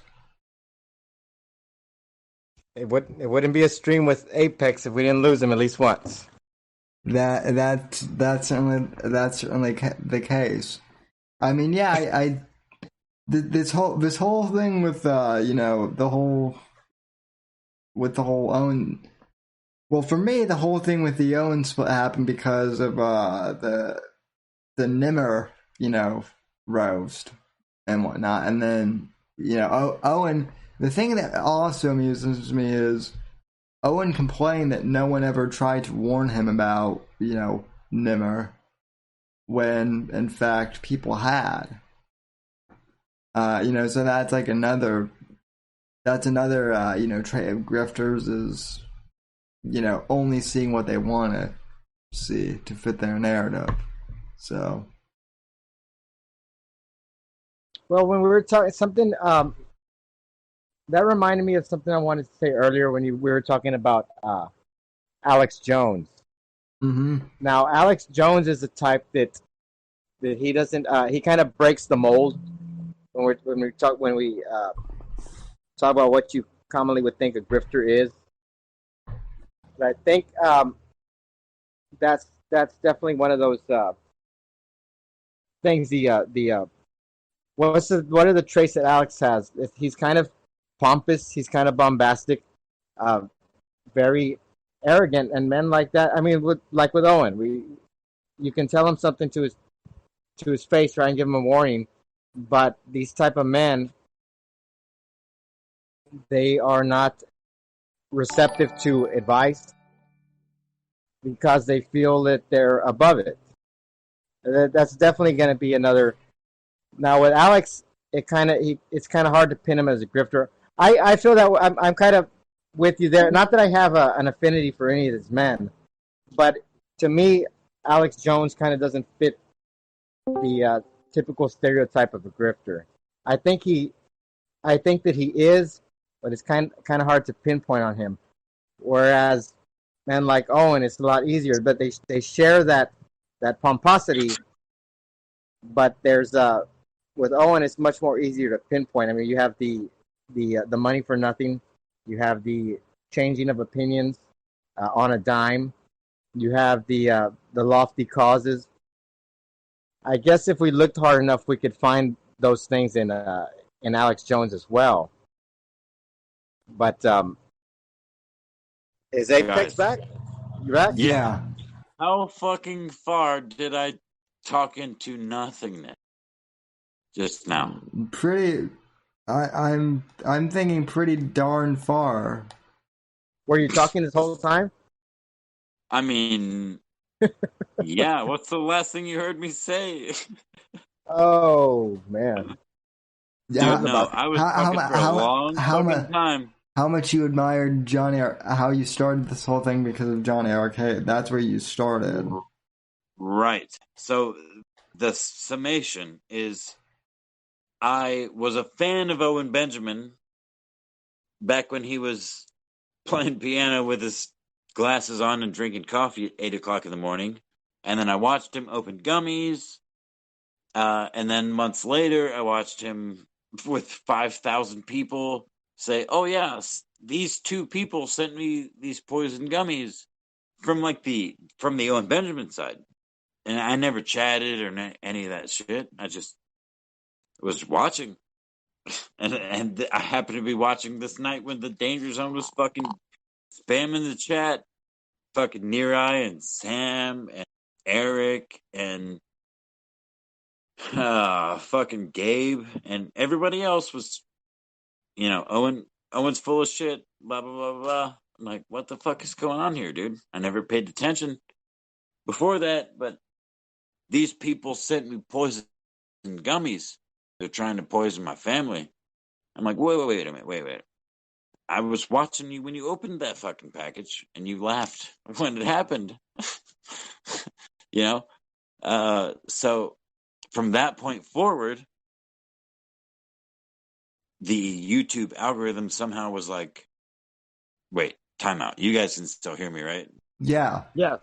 Okay, good. Because I did this already and you guys couldn't hear me last time. But anyway, no. So the YouTube algorithm was like, okay, I was introduced to the original Johnny Arcade YouTube channel. And I watched his fucking whole, fucking 3-hour live stream of him going over evidence and shit. I'm like, something didn't seem right in the first place, which is why I found it, pertinent to research this shit. And then that channel got deleted. And then, again, I don't even remember the sequence of events exactly, but ultimately my point was from starting my channel was in solidarity for Johnny Arcade and Gabe. Because I watched that shit happen from the other side. And when I watched it happen, as a normal fucking person, well, a relatively normal person, I was like, there's no fucking way that people are like this. I was so mad that people would send poisoned fucking gummies to another human being because they're on the internet and they don't like them. Which, of course, that wasn't true. But I believed it because I didn't have any reason not to at that point with Owen, which is where I think every cycle of bear, Bear what do you fans. call it? Well, no, like the cultivation, like he fucking cycles them through with that he did it with Fuentes. I'm pretty sure that's how Milker Nation was formed. It was around that time when he became a fan of Fuentes, and then when Fuentes was like, Yeah, well, I mean, we're not exactly the same person because we're not the same fucking person. And Owen was like, holy fucking shit. You know, that created a whole rift there. So, I mean, I don't. Did I had a point? I don't know what it was, but Scorpio, please take it over. Well, I'm looking at the comments right now, and Larry Rapshaw, that's Owen's old piano teacher. He's asking, what's the difference between a grifter, a scam artist, and a con man? Oh, I fucking love Larry. Larry, I fucking love you. The difference between a grifter, a scam artist, and a what? And a con And man. a con man. A con man. That is a trick question. It kind of, yeah. No. Kinda. No. I don't think it is. I think that they are effectively the same thing in different mediums, man. Yeah. Because con mans didn't exist when the internet existed. The confidence man, the vacuum salesman, the carpet salesman, or whatever. Well, here we go. That's what we were talking about earlier. I mean, if you buy a vacuum and you get a vacuum, that's not a grift. That's not a con. I think a grifter. The dictionary definition. But if you but if you're selling a subpar vacuum as a post-par vacuum, that's that's a con man. Like if you're selling a piece of shit vacuum as the best vacuum in the world, that's a con man. You're not being honest about what you're selling, right? Right. Not all vacuum salesmen are honest. Just because they're selling a vacuum doesn't mean they're telling you the truth about what they're selling you, right? That's true. I mean, I think that's what Larry's kind of pointing out. What's the difference between a con man, a grifter, and the other thing that I can't remember again? They're a scam artist, and the dictionary definition is they would all be the same thing. Now, the way I see it, they are. Grifting and grifters have been around from the dawn of history, from the dawn of mankind. Probably as old a profession as prostitution. But I think the difference comes in. That's when we were talking at the beginning. What kind of grifter are we talking about? Now we're just talking about very specific, internet grifters. We're talking about these ones that play on people's political points of view. For the most, but that's the ones that I tend to focus on. Yeah. So as far as if there would be a difference, we're talking about a particular type of grifter. And I was going to say, Sam had an overarching question that he wanted to ask on this podcast, and that was whether or not Joe Biden was a grifter. And I think that is so self-explanatory. It doesn't even need to be brought up, but I already did. So yeah, well, think? I like I said, I focus on these pundit types. But honestly, if we're talking about politicians, I would say each and every politician is a grifter. There we go. I would agree with that 100%. There we go. Or as Nerai says in the chat, Biden is a drifter. So that too. I mean, I definitely think that I definitely think that all politicians are. I mean, even Trump to a certain extent.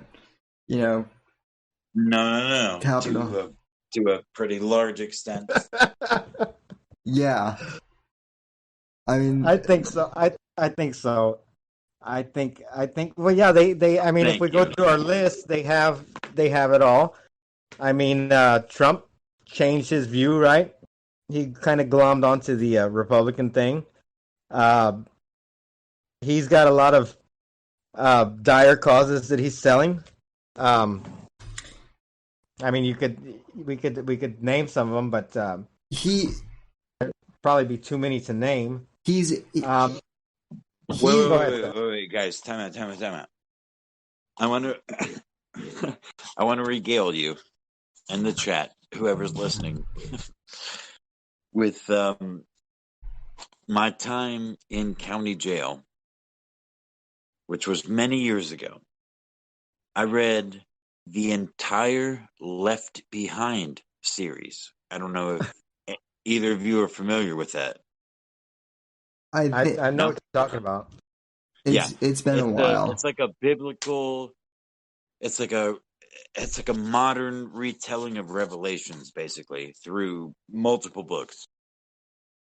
And it just so happened to, like, most of it happened to be told in the area that I lived. So I was familiar with most of the territory that was spoken about, And the primary geography.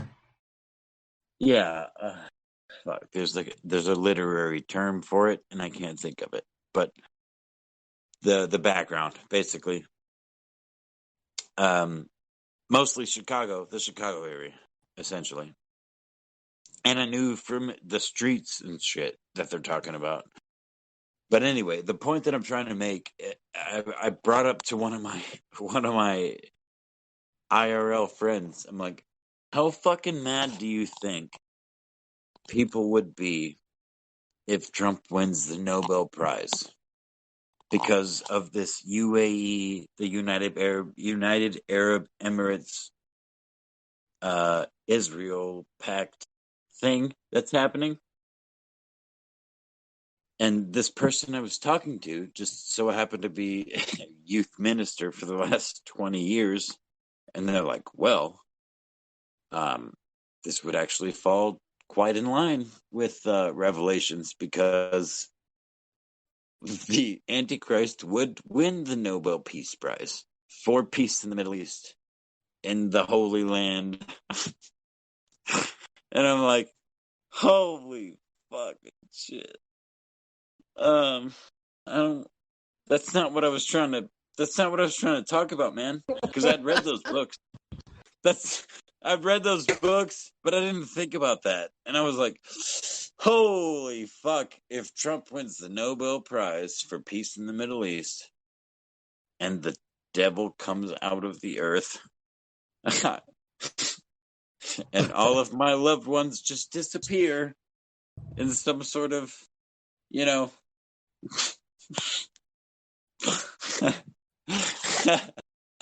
like biblical level Exodus. Oh shit, their clothes are still here, but where the fuck are they? I don't see Trump as the Antichrist. That's me neither. But no, neither does anybody in any literary depiction of the Antichrist. Well, but the Antichrist, if I'm not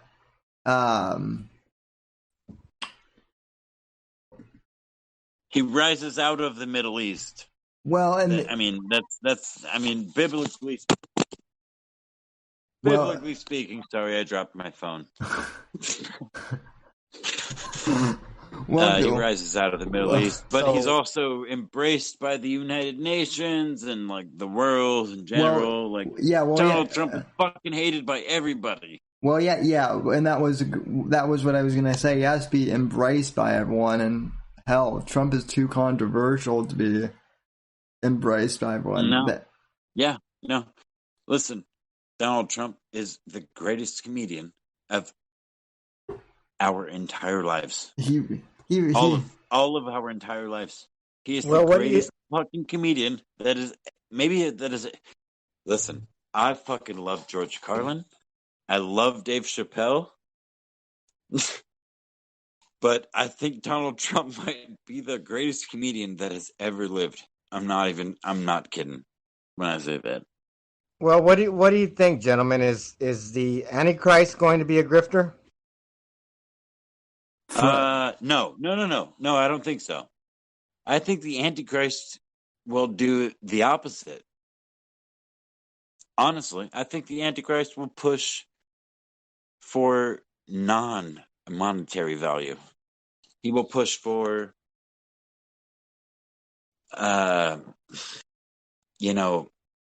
spiritual sustenance. They'll do what's his name? The Kool-Aid dude. What's his name? Jim Jones. Jim Jones. Yeah. Jim Jones. Yeah. They'll do the Jim Jones thing. I mean, the internet was long to be invented when Jim Jones convinced hundreds of people to drink some fucking Kool-Aid with cyanide in it. So, but with the age of the internet, I don't think it will take much, man. I really don't. Well, that's been the other interesting thing to watch though with Owen is really the first online cult leader, I guess. Well, we can trace it all the way back to Heaven's Gate, from what I understand. Yeah, they did a lot of their recruiting online. I think Marshall Applewhite was one of the first death cult leaders to actually have a major web presence, such as he did. So yeah, but it's developed. It's gone. It's snowballed since then. I think that was around 97, somewhere around there. Oh shit! I thought it was. It's snowballed. I mean, and it's gotten to the point where you have kind of quasi cults such as Owen's Bears or Ted's Minions or whatever the hell else is going on. But that's the interesting thing and that's why when I what first got me interested in documenting these men and their followings is because you're starting to see it everywhere in every subculture. You have these little cult followings. I mean, you have them in the beauty communities. You have them in these little food groups. You got these weirdo cults. What do they call them on Kiwi farms? The death fats. Kiwi, you're a Kiwi too. I stop in from time to time. That's what they all say. But they have these and we were talking about it earlier, these celebs. They have these very diehard followings, and it intrigues me. And it's not when I was looking into telling the Owen and the Teddy stories, is there's not a lot of research going on to kind of find out what's going on with these things now. I mean, I'm sure there's a lot of different reasons. There's not, dude. You're right. You're right on the fucking nose, dude. Like official research. There's you and me and Sammy and Hoax Wars and Milker Nation type of research going on. But there's not anybody that gives a fuck level of caring about this, like the Owen level of the internet abuse. Yeah, it's alarming. It's alarming as fuck, man. That's what drove me to make the worst fucking videos on YouTube I've ever seen. Just clipping this fucking dude off of my own phone because, please, more people pay attention. And listen, I credit Milker Nation's channel to me, maybe not entirely to me, but Johnny Arcade and Alan Powell and me. I'm a 1/3 portion of Milker Nation who gets fucking 2,000 views an Owen video that he posts. That's all I wanted. I don't want e-fame. I don't want anybody's money. I mean, listen, I need money, everybody needs money, but I don't want it from fucking strangers for no reason. Nah, I want to work for it, like most honest people. But I, as I tend to do on this show, Sammy and Scorpio, I lost my point. Well, I don't remember what it was. well, I mean, to your point, so this is another thing that I want to bring up because, look, I mean, as Scorpio and I have both mentioned, we both have Streamlabs, and, Wait. Before you go any further, there's nothing fucking wrong with making money on the internet. I don't want to confuse that. People that want to pay you for what you're doing should be fine. But pretending that you're something that you're not, or you believe things that you don't, is grifting. Well, that was going to be my exact point that I was going to make is, Well, sorry, Sammy, I made it for you. What are you gonna do? well, Drive that fucking goddamn skill saw powered wheelchair where I'm at and cut me the fuck down, bro. Are you try? You can try. I can jump pretty high. I'm tall. Are you challenging me to a fight on my own stream? Wait, listen. I've been playing a lot of Ghost of Tsushima, so I'm challenging you to a standoff. I'm gonna fucking hold triangle until you fucking attack me, and then I'm gonna let go. And I'm gonna cut you with my sword, my katana. Well, a standoff might be a little hard to pull off. But... Bro. Some of them are on horses. You know? Okay, standoff is like what do you call that? Scorpio, what do you call that? I was trying to make a wheelchair joke. I know you were. I was trying to cut you off from the wheelchair joke. Scorpio, you failed me. Shit. What? I stopped paying attention for a brief second. I'm just kidding. Sammy. Listen. Your flamethrowers and your skill saws, it's not fair. So however far you are from me, it doesn't matter. Because all that makes it unfair. I mean, you know? I mean, you could come down to where I'm at if you really wanted to face me, but that's. Oh yeah. I could come down to you if I really want to face the caltrops and the flamethrowers and the fucking Roman goddamn like horizontal fucking wheel blades to cut me off at the knees. No, thank you. I'll stay. It's cold up here. Bring your creaky wheels up here, homie. My wheels don't creak. My wheels don't creak, unlike Ted's chair. So. That will in fucking 30 degrees below zero, homie. Well, shoot, I'm not. You've got the unfair advantage. I mean, I'm down here in the tropics, and you wanted me to go up. Unfair advantage? You got flamethrowers on that fucking wheelchair, dude. We've already established that. So I could just melt the snow in my path for the blizzard. So. Holy shit! I'm sorry, Sam. Listen. I joke about ruining your show all the time, but I think I might actually be ruining your show. No. This is let me put it this way. I've seen worse streams. So I think you said that the last time.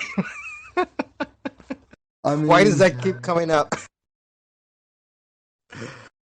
Well, you're not looking at me right now, so I guess that's fair. Well, here's the thing, Apex. Last week you called him a Mexican, and this week you challenged him to a fight. So you're really gonna hear it tomorrow. Listen, Sammy has my personal phone number, so he can literally give me all the shit he wants. I could do that. So, I did almost slip up last week and say your real name, but I caught myself. So Yeah, I don't give a fuck. So Sam, I don't give a fuck.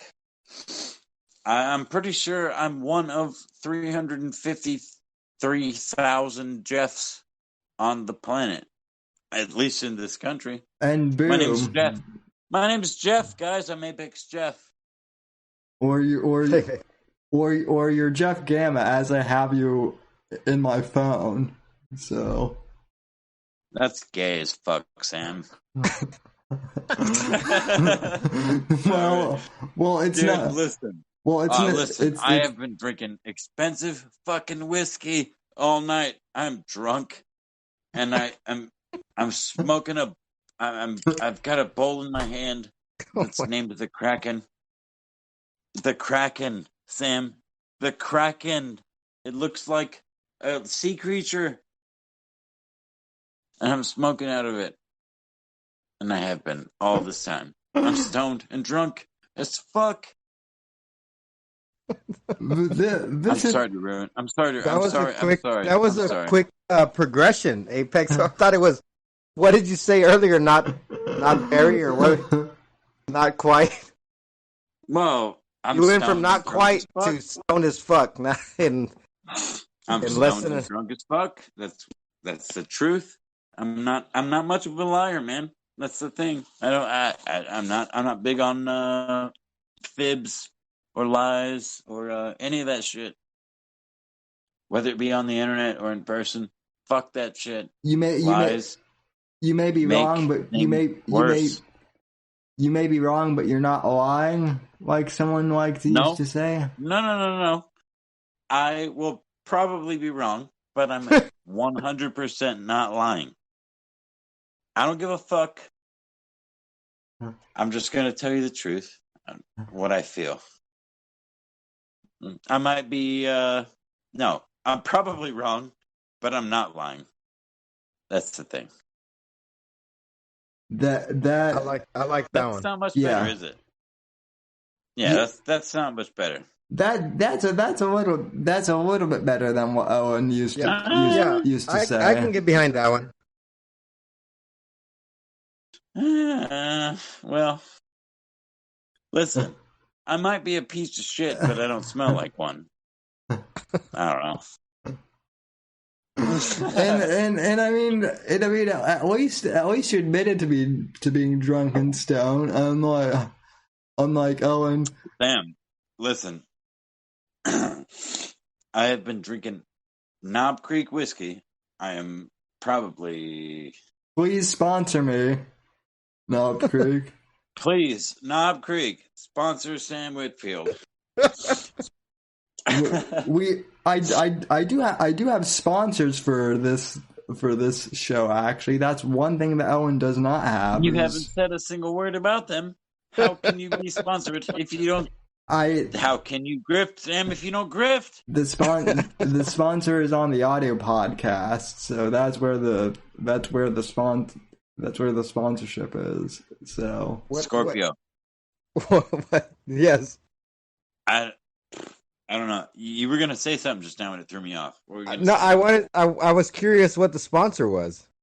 Okay, so the sponsor I have is Anchor, which is also my podcast hosting platform. So, and actually, anchors are how you hold boats to the ground. Yes, and it's also a company, so that is Do owned they by. make heavy pieces of metal that hold boats to the ground? No, but they make heavy podcasts that hold grifters accountable for their actions. So I guess in that way, I am the anchor. Listen, Are you an anchor, baby? ooh. Are you? Hey, that's racist, man. Well, I mean,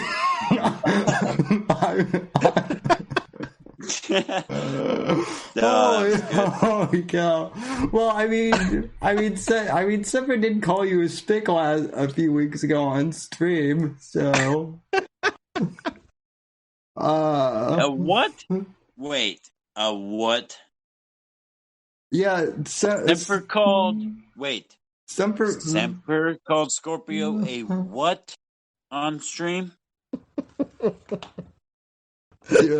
Do I need to spell out for you? Yes, I didn't fucking hear you. That's why I'm asking you. Oh, I thought He you were just called incredulous. Scorpio a what? Wow, you really are. You've gotten to that level of drunk where you need word spells for you. I've been there. No.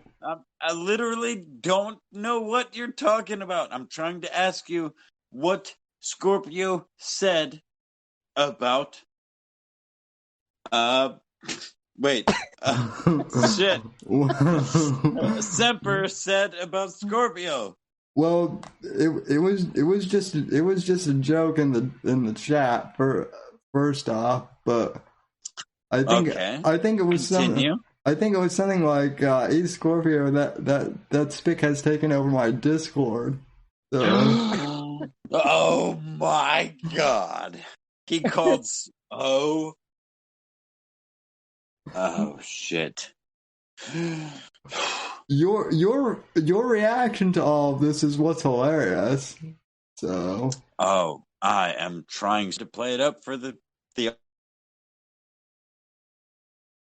I mean, Sam. How do you feel about being called the spick by a white man? A white man calling you a spick? Jesus Christ! In 2020, Well, I've been called much worse. Well, me too. and I'm not a. But that is pretty low, though. And I'm not gonna lie, that is pretty low. And I think the live stream just died with that on YouTube. At least they heard that, and For real? Or it just cut out. I think we're still live on D Live, but one of them just cut out. I think. Guys, fellas, gentlemen, I'm very sorry. No problem. But I find it funny that we just broke YouTube. Oh, no, wow. I don't think we broke YouTube. I think YouTube was like, nah, I don't like what you guys are talking about. Too much spick talk. Spick talk, yeah. Bro, you made him repeat it like a dozen times. Yeah, you're right. Scorpio, you're fucking right, dude. Oh my god, I'm so sorry. I think two or three I'm sticks you can get away with, but any more than that is pushing it. So Scorpio. Okay, we're back on YouTube. I think. I hope so. Okay, whatever you do, don't say spick. Oh, great. That's great. Well, I mean. Hashtag no spick. Okay, that's the running joke of the evening now. Well, at least I'm not going to be the descendant of Pancho Villa. So. Pancho Villa. Right? Isn't that what Teddy says? He's the descendant of Pancho Villa or something like that. Oh no! Wait! What did he say? His great granddaddy rode with Pancho Villa. Let's debate whether or not you're Latino, Nick. The bronze race. Wait, you know what? I grew up learning about the yellow rose of Texas. I don't know how much either of you know about the yellow rose of Texas, but she was a fucking hooker that was sent to Pancho Villa. Maybe that's the wrong name, but the commander of the Mexican army in Texas to distract him so that we could disrupt the Mexican army and take over the state of Texas. But the yellow rose of Texas is a prostitute, and it's a pinnacle moment in American history. It's a real thing. A Mexican prostitute, by that. So I think you just made that up. I'm sorry. I don't know why that was relevant. But I started thinking about the San Jacinto and the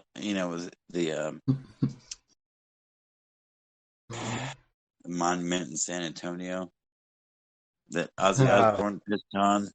Alamo. You can't remember the Alamo? That's its whole thing. Is remembering it. Listen. I was born and raised in South Texas. No and shit. The first time I was ever confronted by a group of nefarious young men around my age were a group of Mexicans. There was 3 Mexican dudes. Again, this is South Texas, dude. I was deep South Texas, so it's not unusual.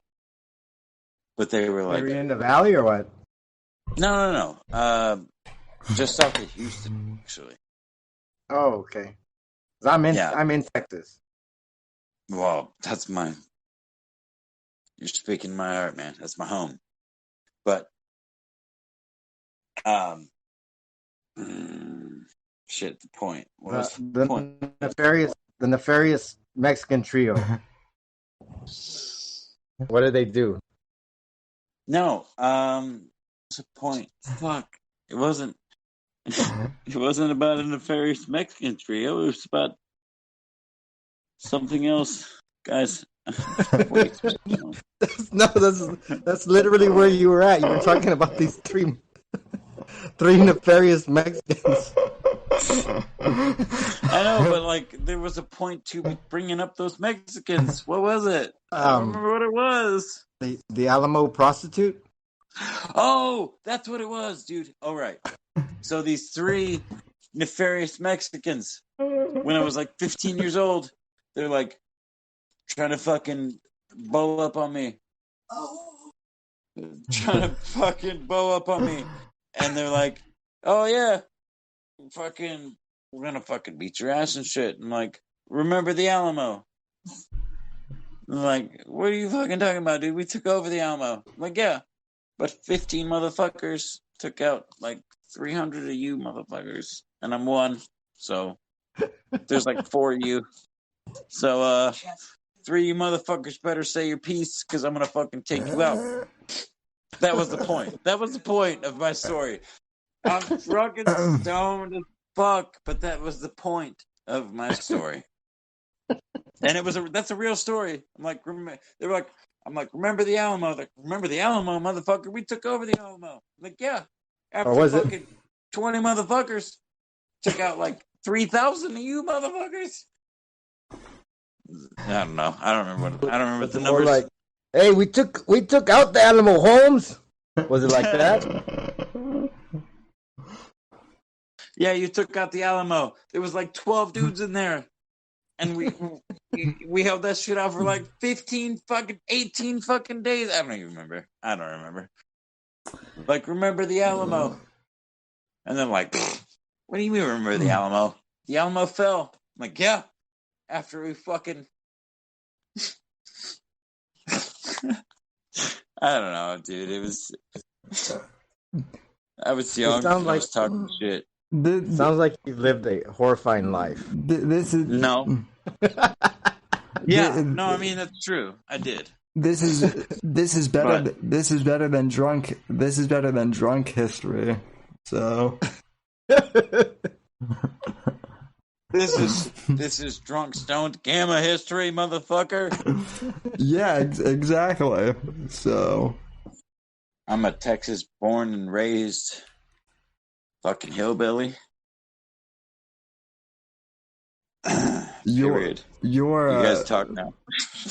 You're a gamma. So how much of that? Wait. Time out. That's a perfect fucking segue. Johnny pointed this out over an hour ago in the chat. Gamma is the fucking what is it? A made up the green eggs and ham of Dr. Seuss. That shit ain't real. Gamma don't exist. That's why I'm the best one. Because it ain't real. I'm the best of the things that aren't real. Gamma Secret Kings. Now listen, Scorpio, you got it. That's all you, bro. But of the things that aren't real, I'm the best. So you somebody else please talk. So can we salvage this to come back to what we were originally supposed to be talking about? I don't know if we can. For God's sake, please. Yeah, yeah. So in terms of what a well, I think we just defined what a gamma is pretty well. So that was Dr. Seuss character that doesn't exist. Period. And, so what else are we talking about? And talks mad shit when they're drunk, I guess, too. So no.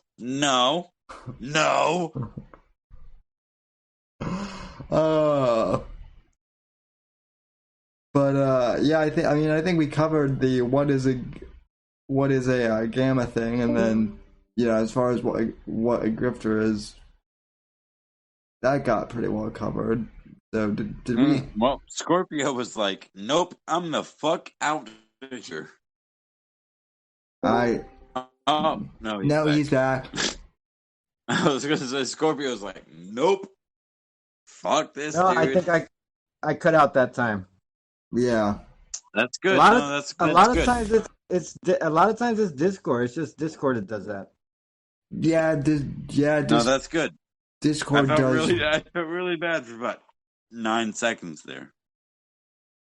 Yeah, why were you talking bad or what? Scorpio's like, "Fuck this, dude. Fuck out of here." So, but yeah, so one thing in regards to the whole gamma thing, or the whole grifter thing, so, is there anything more to this lawsuit, I guess, speaking of our two favorite grifters, or, that's a good point. Well, excuse me. Ted had a stream tonight, and I watched that one. He was going on about. He was really playing it up.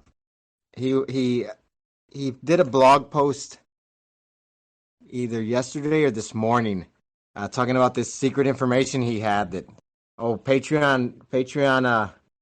They really got it this time, but when he did his stream, it was nothing. He had nothing new to present. It was all what was it?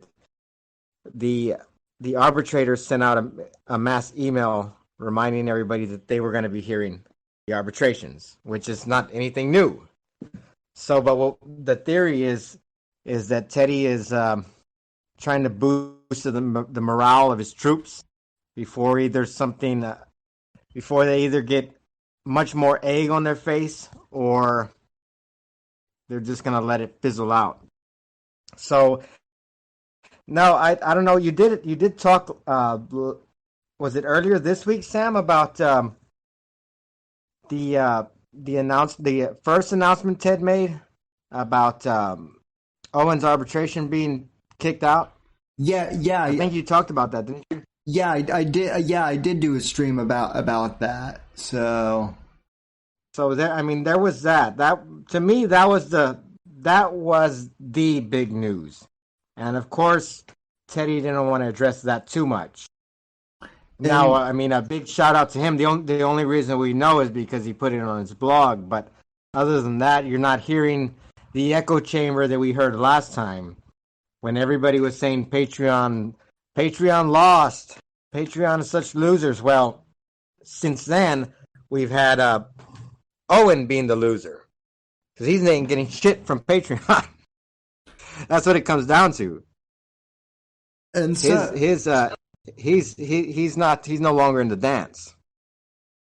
So and for some reason I don't know why people keep asking me this, because I don't know, but like in my last video people kept commenting that I did on it, where is Mike Cernovich in all of this? And I'm like, because Cernovich was the one that was bragging about how Patreon was done for, and yet he's nowhere to be seen as of this stream that we're doing right now. He's not tweeting up a storm as he usually is. I don't think that he has addressed that, and I don't expect that any of them will. I think they're all these. I think Cernovich is riding the same grift. Oh yeah, totally. Well, it all began with him. This was all his idea. So I'm choking on my own lungs here. No, I think Cernovich is just as much of a grifter as anybody else we've discussed this evening. Oh, yeah, without a doubt. Maybe even more so. He's actually one of the bigger ones. And I'm embarrassed. Well, that explains why he's not talking about why fucking Owen lost his arbitration and his fucking 100-something bears are, left in the cold. Yeah. Johnny. No, it's true. That's true. No, go ahead, Sam. Johnny just said Apex is on the White Claw. Yeah, I mean that's. Oh fuck no, bro! I'm on the fucking ice house. And the Knob Creek. Getting loose. That explains. But yeah, Mike, I will admit, I was dumb enough when I was younger, and by younger I mean like 5 years ago, to actually buy Gorilla. Sam, please, Sam, just do me a favor and don't ever mention about being younger when you're on stream with me, because I've got like 10 years on you. So just be like, something other than being something, whatever you just said.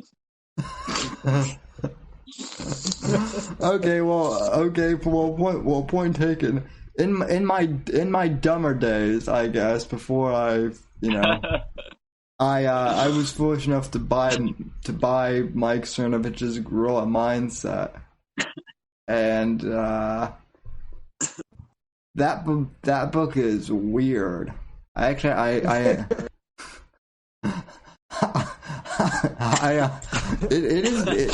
is the weirdest autobiography /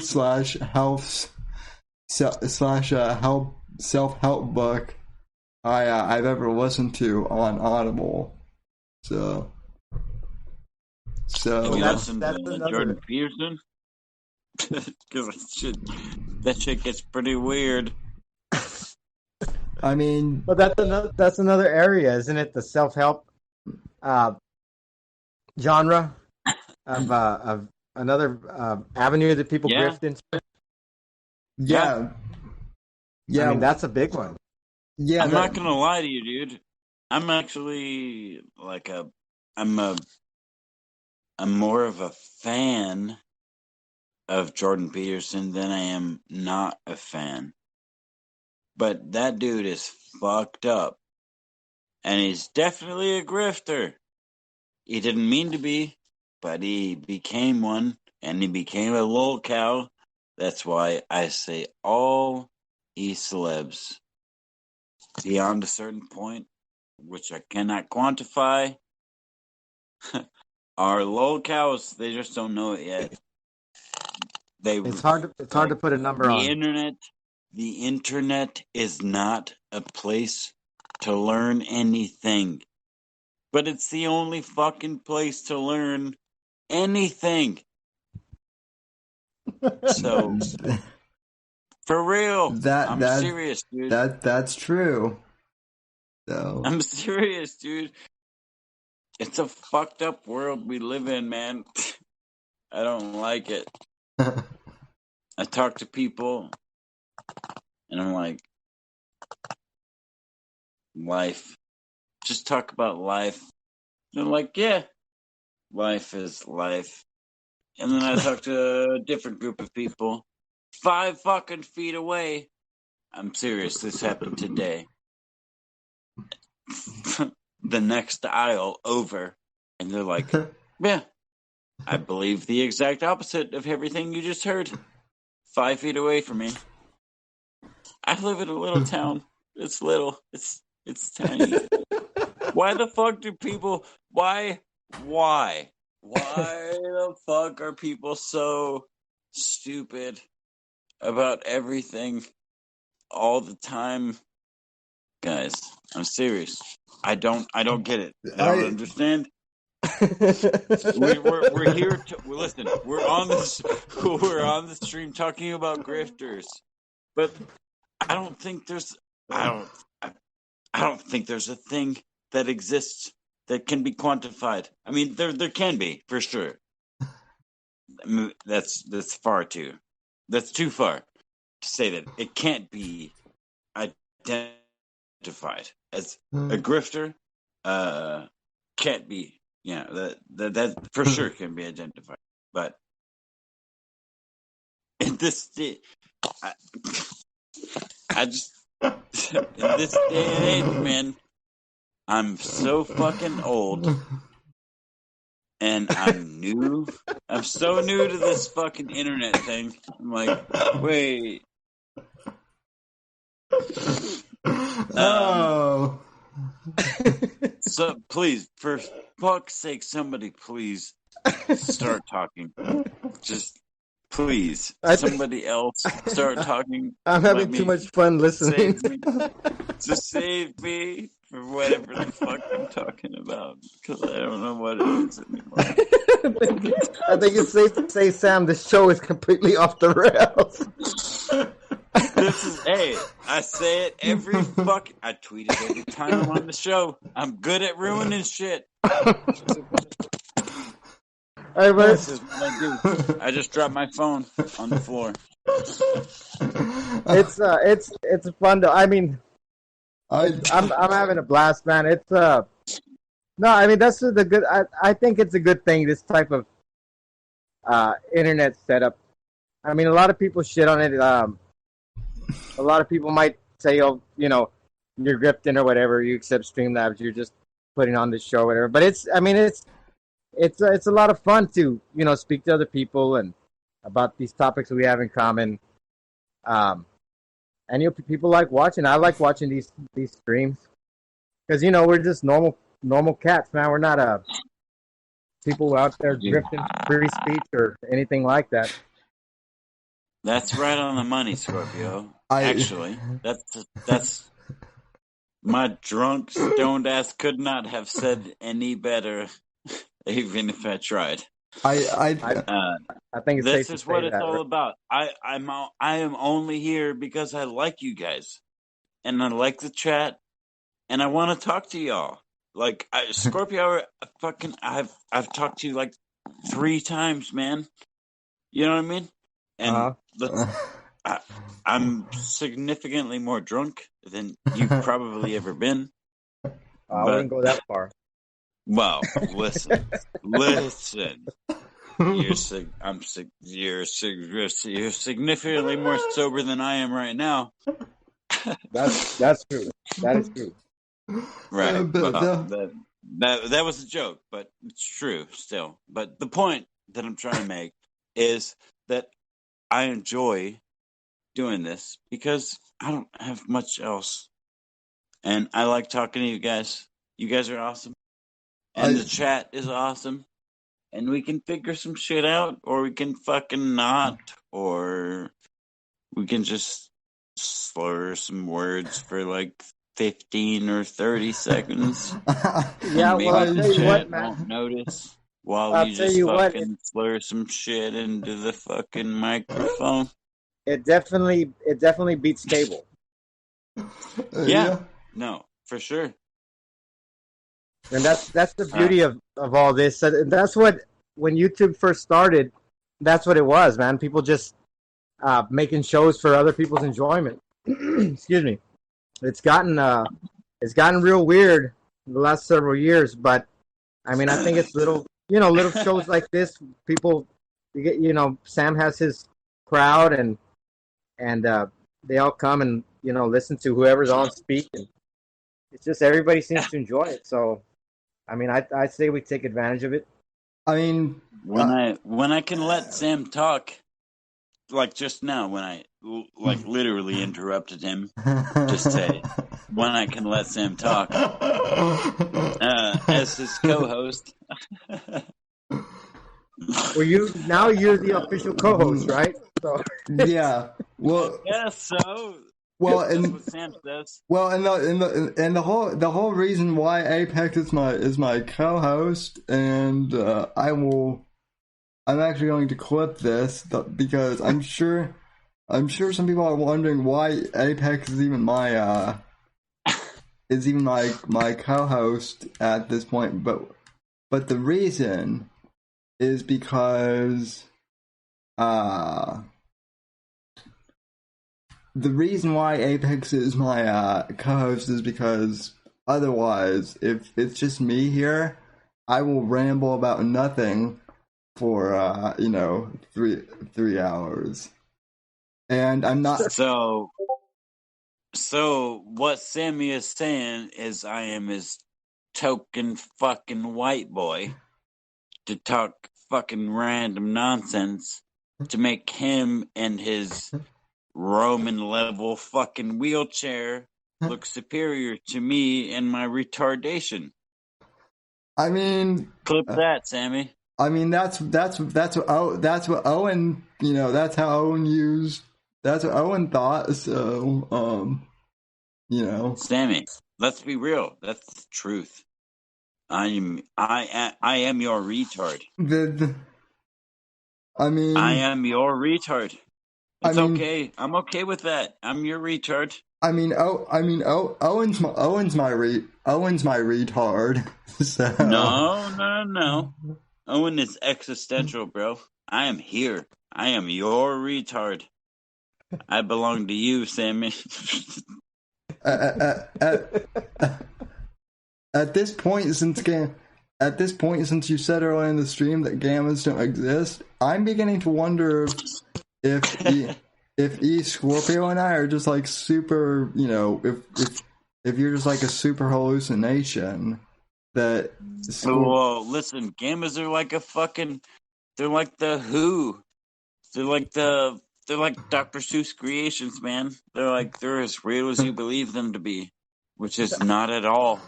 Well, like in real life. Well, and I mean, go ahead, Scorpio. No, Scorpio said something. No.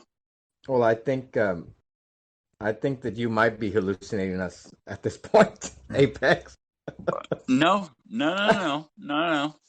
sir.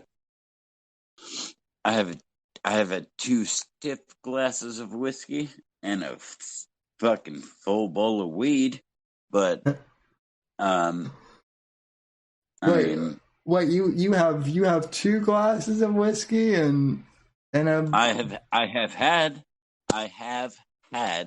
2 glasses of whiskey since we've started this stream, and I have smoked an entire bowl of very good weed.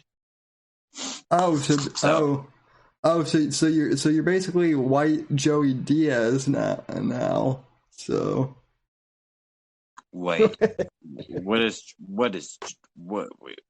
Joey Diaz? I thought he was white. I mean, wait, what's a Jew? Are Jews white? Yeah, well, that's good. That's a good question. Clip that shit, motherfucker. Oh dear God! Now the stream really is going to go down.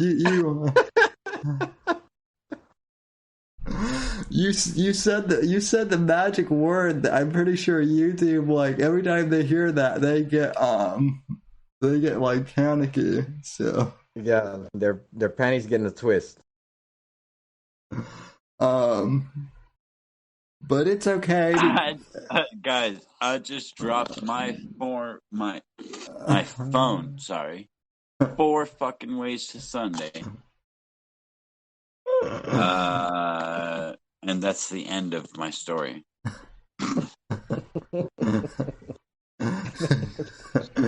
You dropped your phone again? So holy fuck.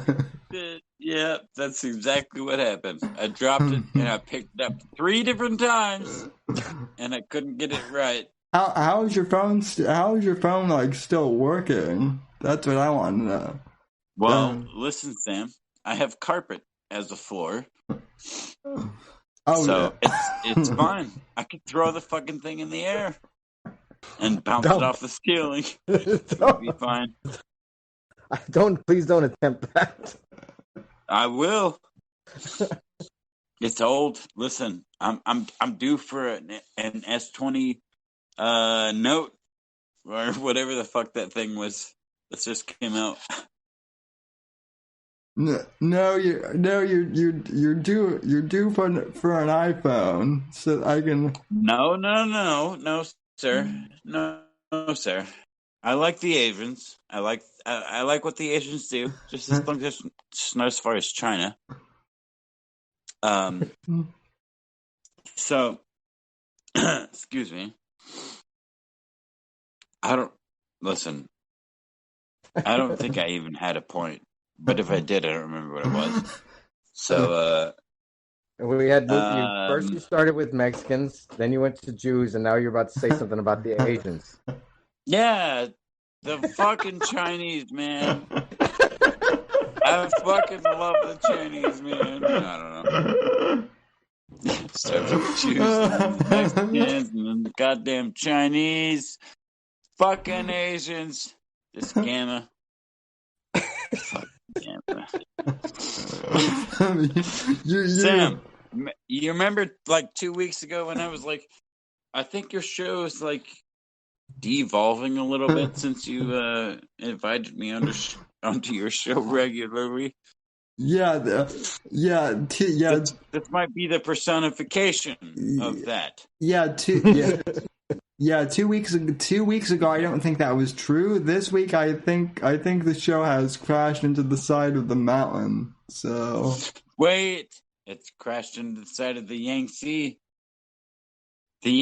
River in China, which leads into the Three Gorges Dam, which is going to destroy like millions of fucking Chinese people's lives.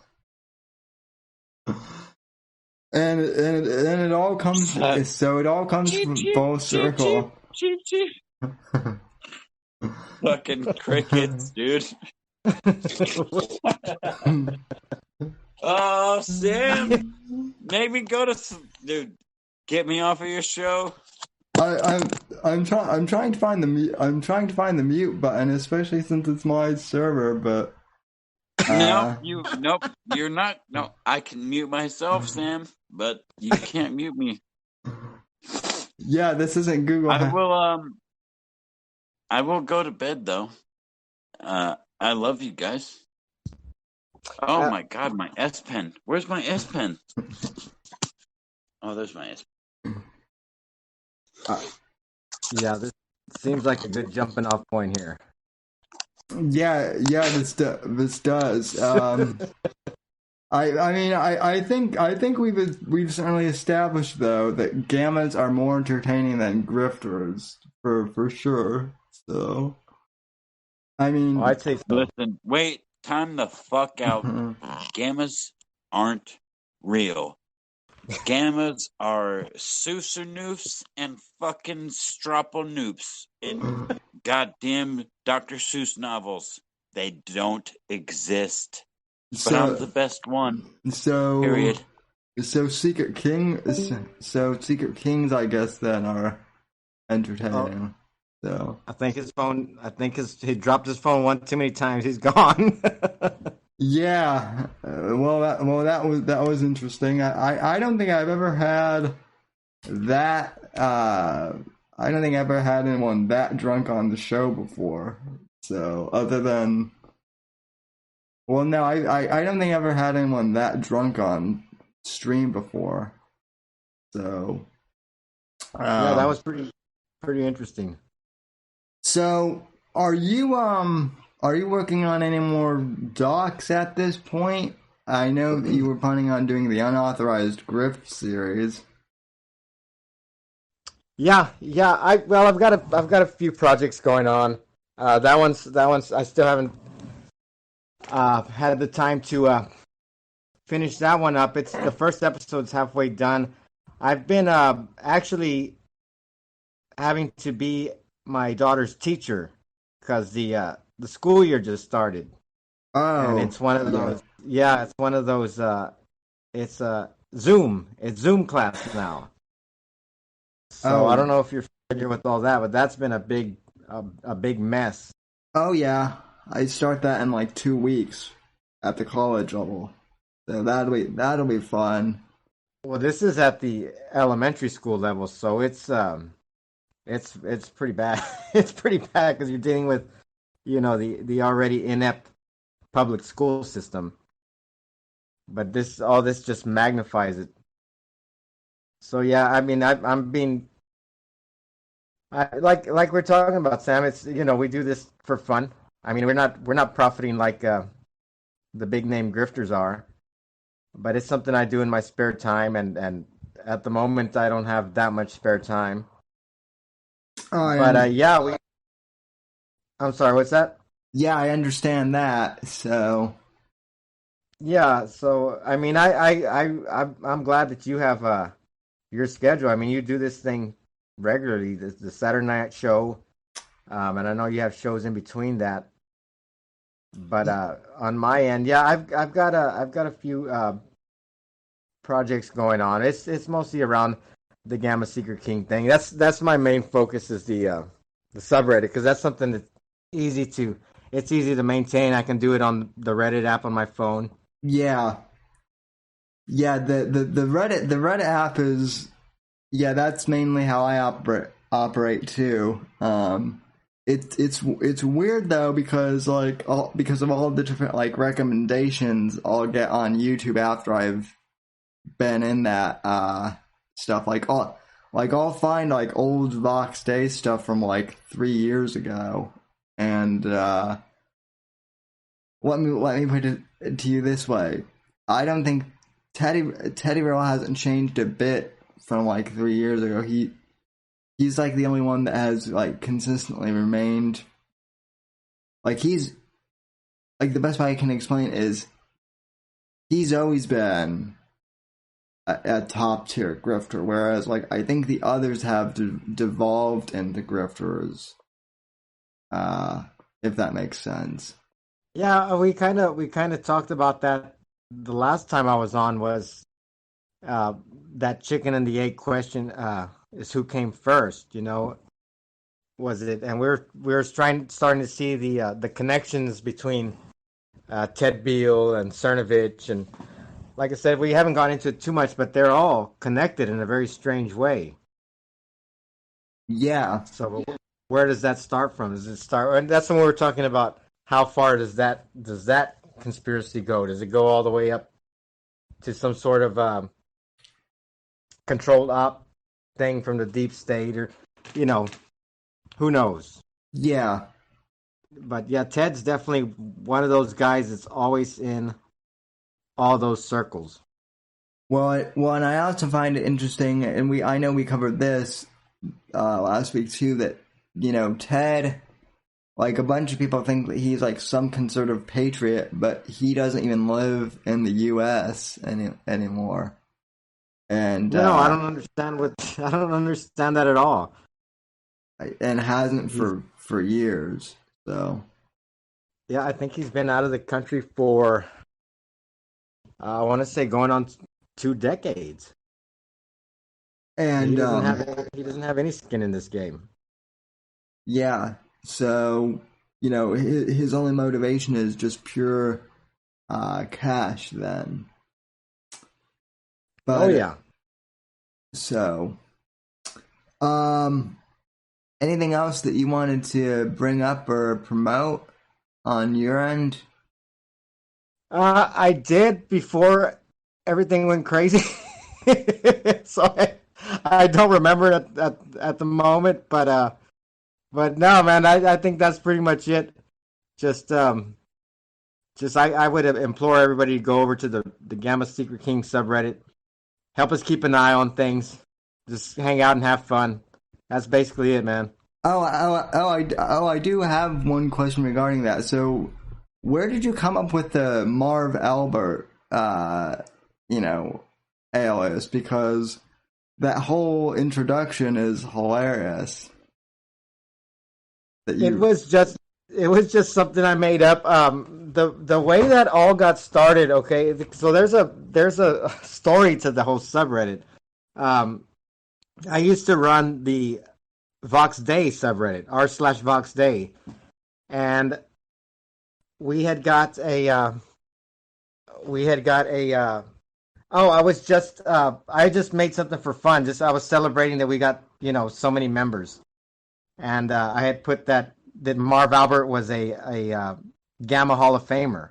He's a Hall of Fame Gamma, and Ted took that and put it on his blog, and he made like obscure threats, like he usually does, about getting the Vox Day subreddit taken down.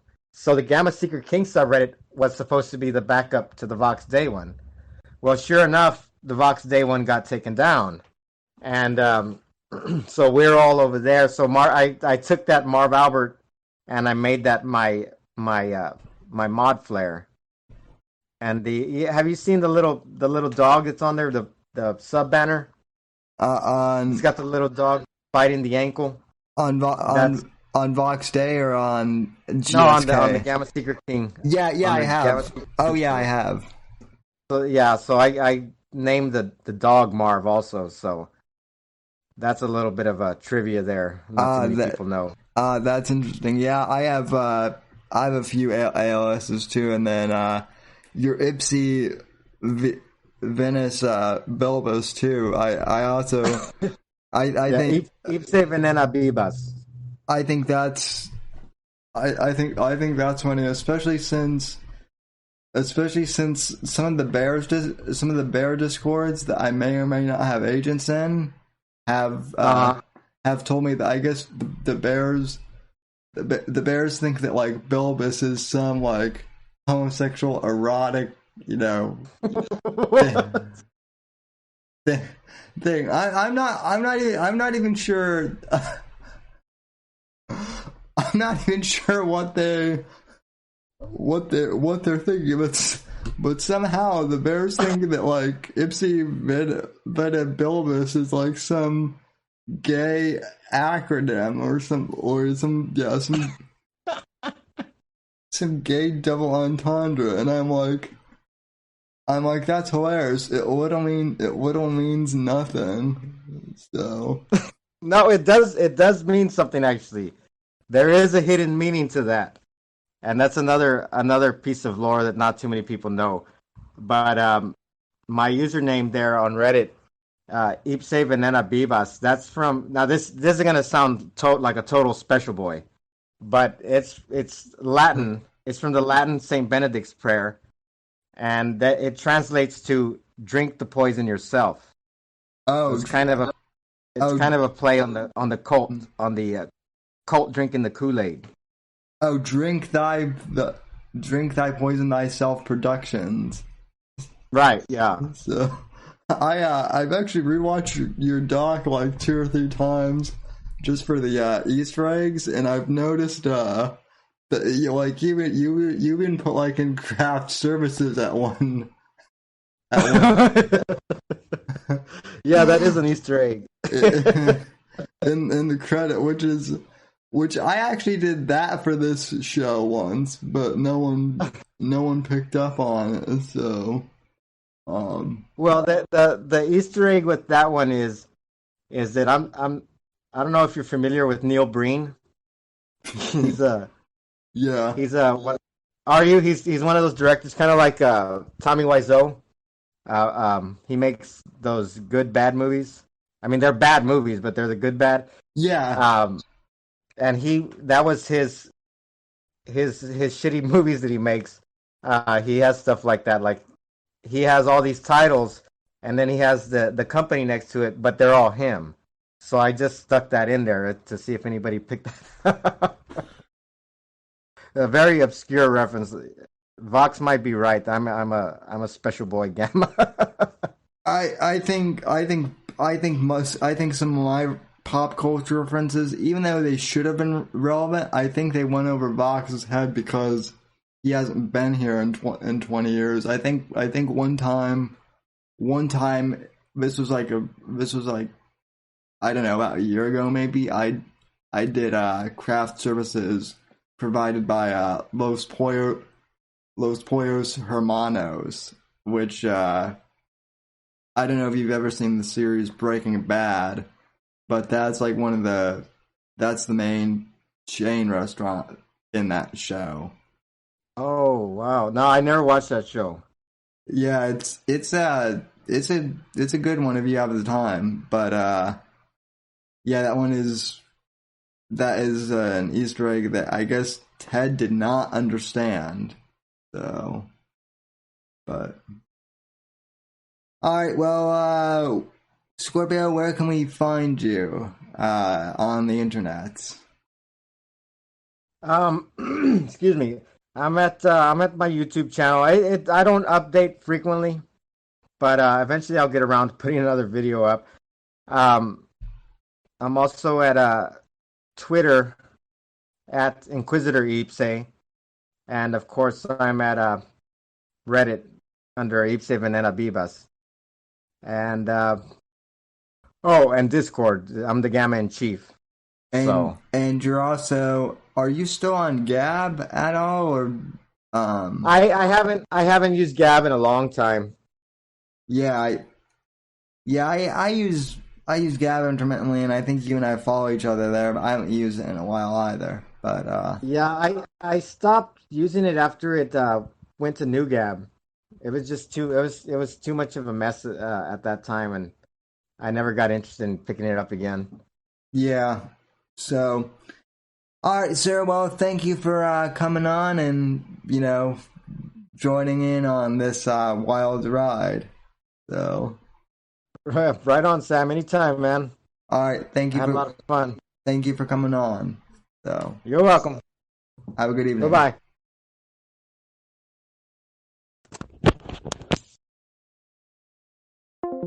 Alrighty, folks, and I think that'll do it for tonight's show. Thank you guys very much for sticking with me through this, shit show, I guess, of a stream is the best way I can, put it. We had some good laughs, some good info there at the beginning of the show. But, and some hijinks, too. So, I want to thank you all for coming on. And, I do want to give a quick shout out real quick to So What, who donated a Ninja Guinea on D Live. So, Thank you very much for that. So what? And I'm going to open the chest here now. So on D Live, I'll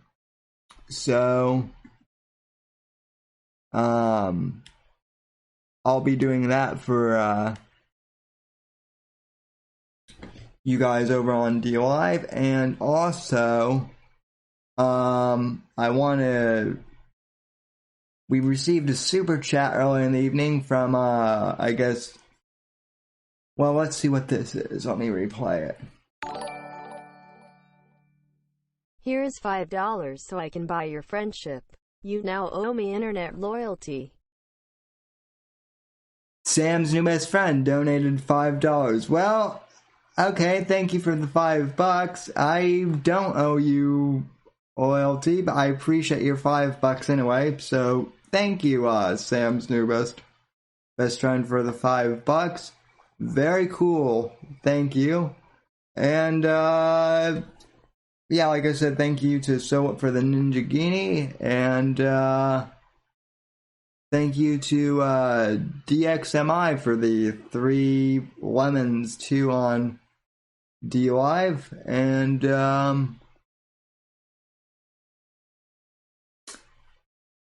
thank you to everyone in chat who joined as well. Thanks to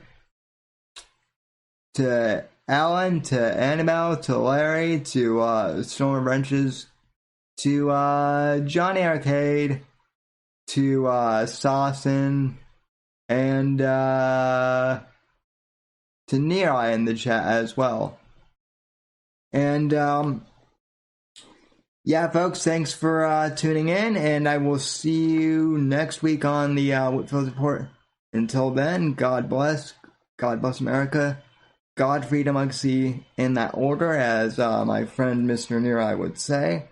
And I will see you guys on the next episode of the Whitfield Report. God bless.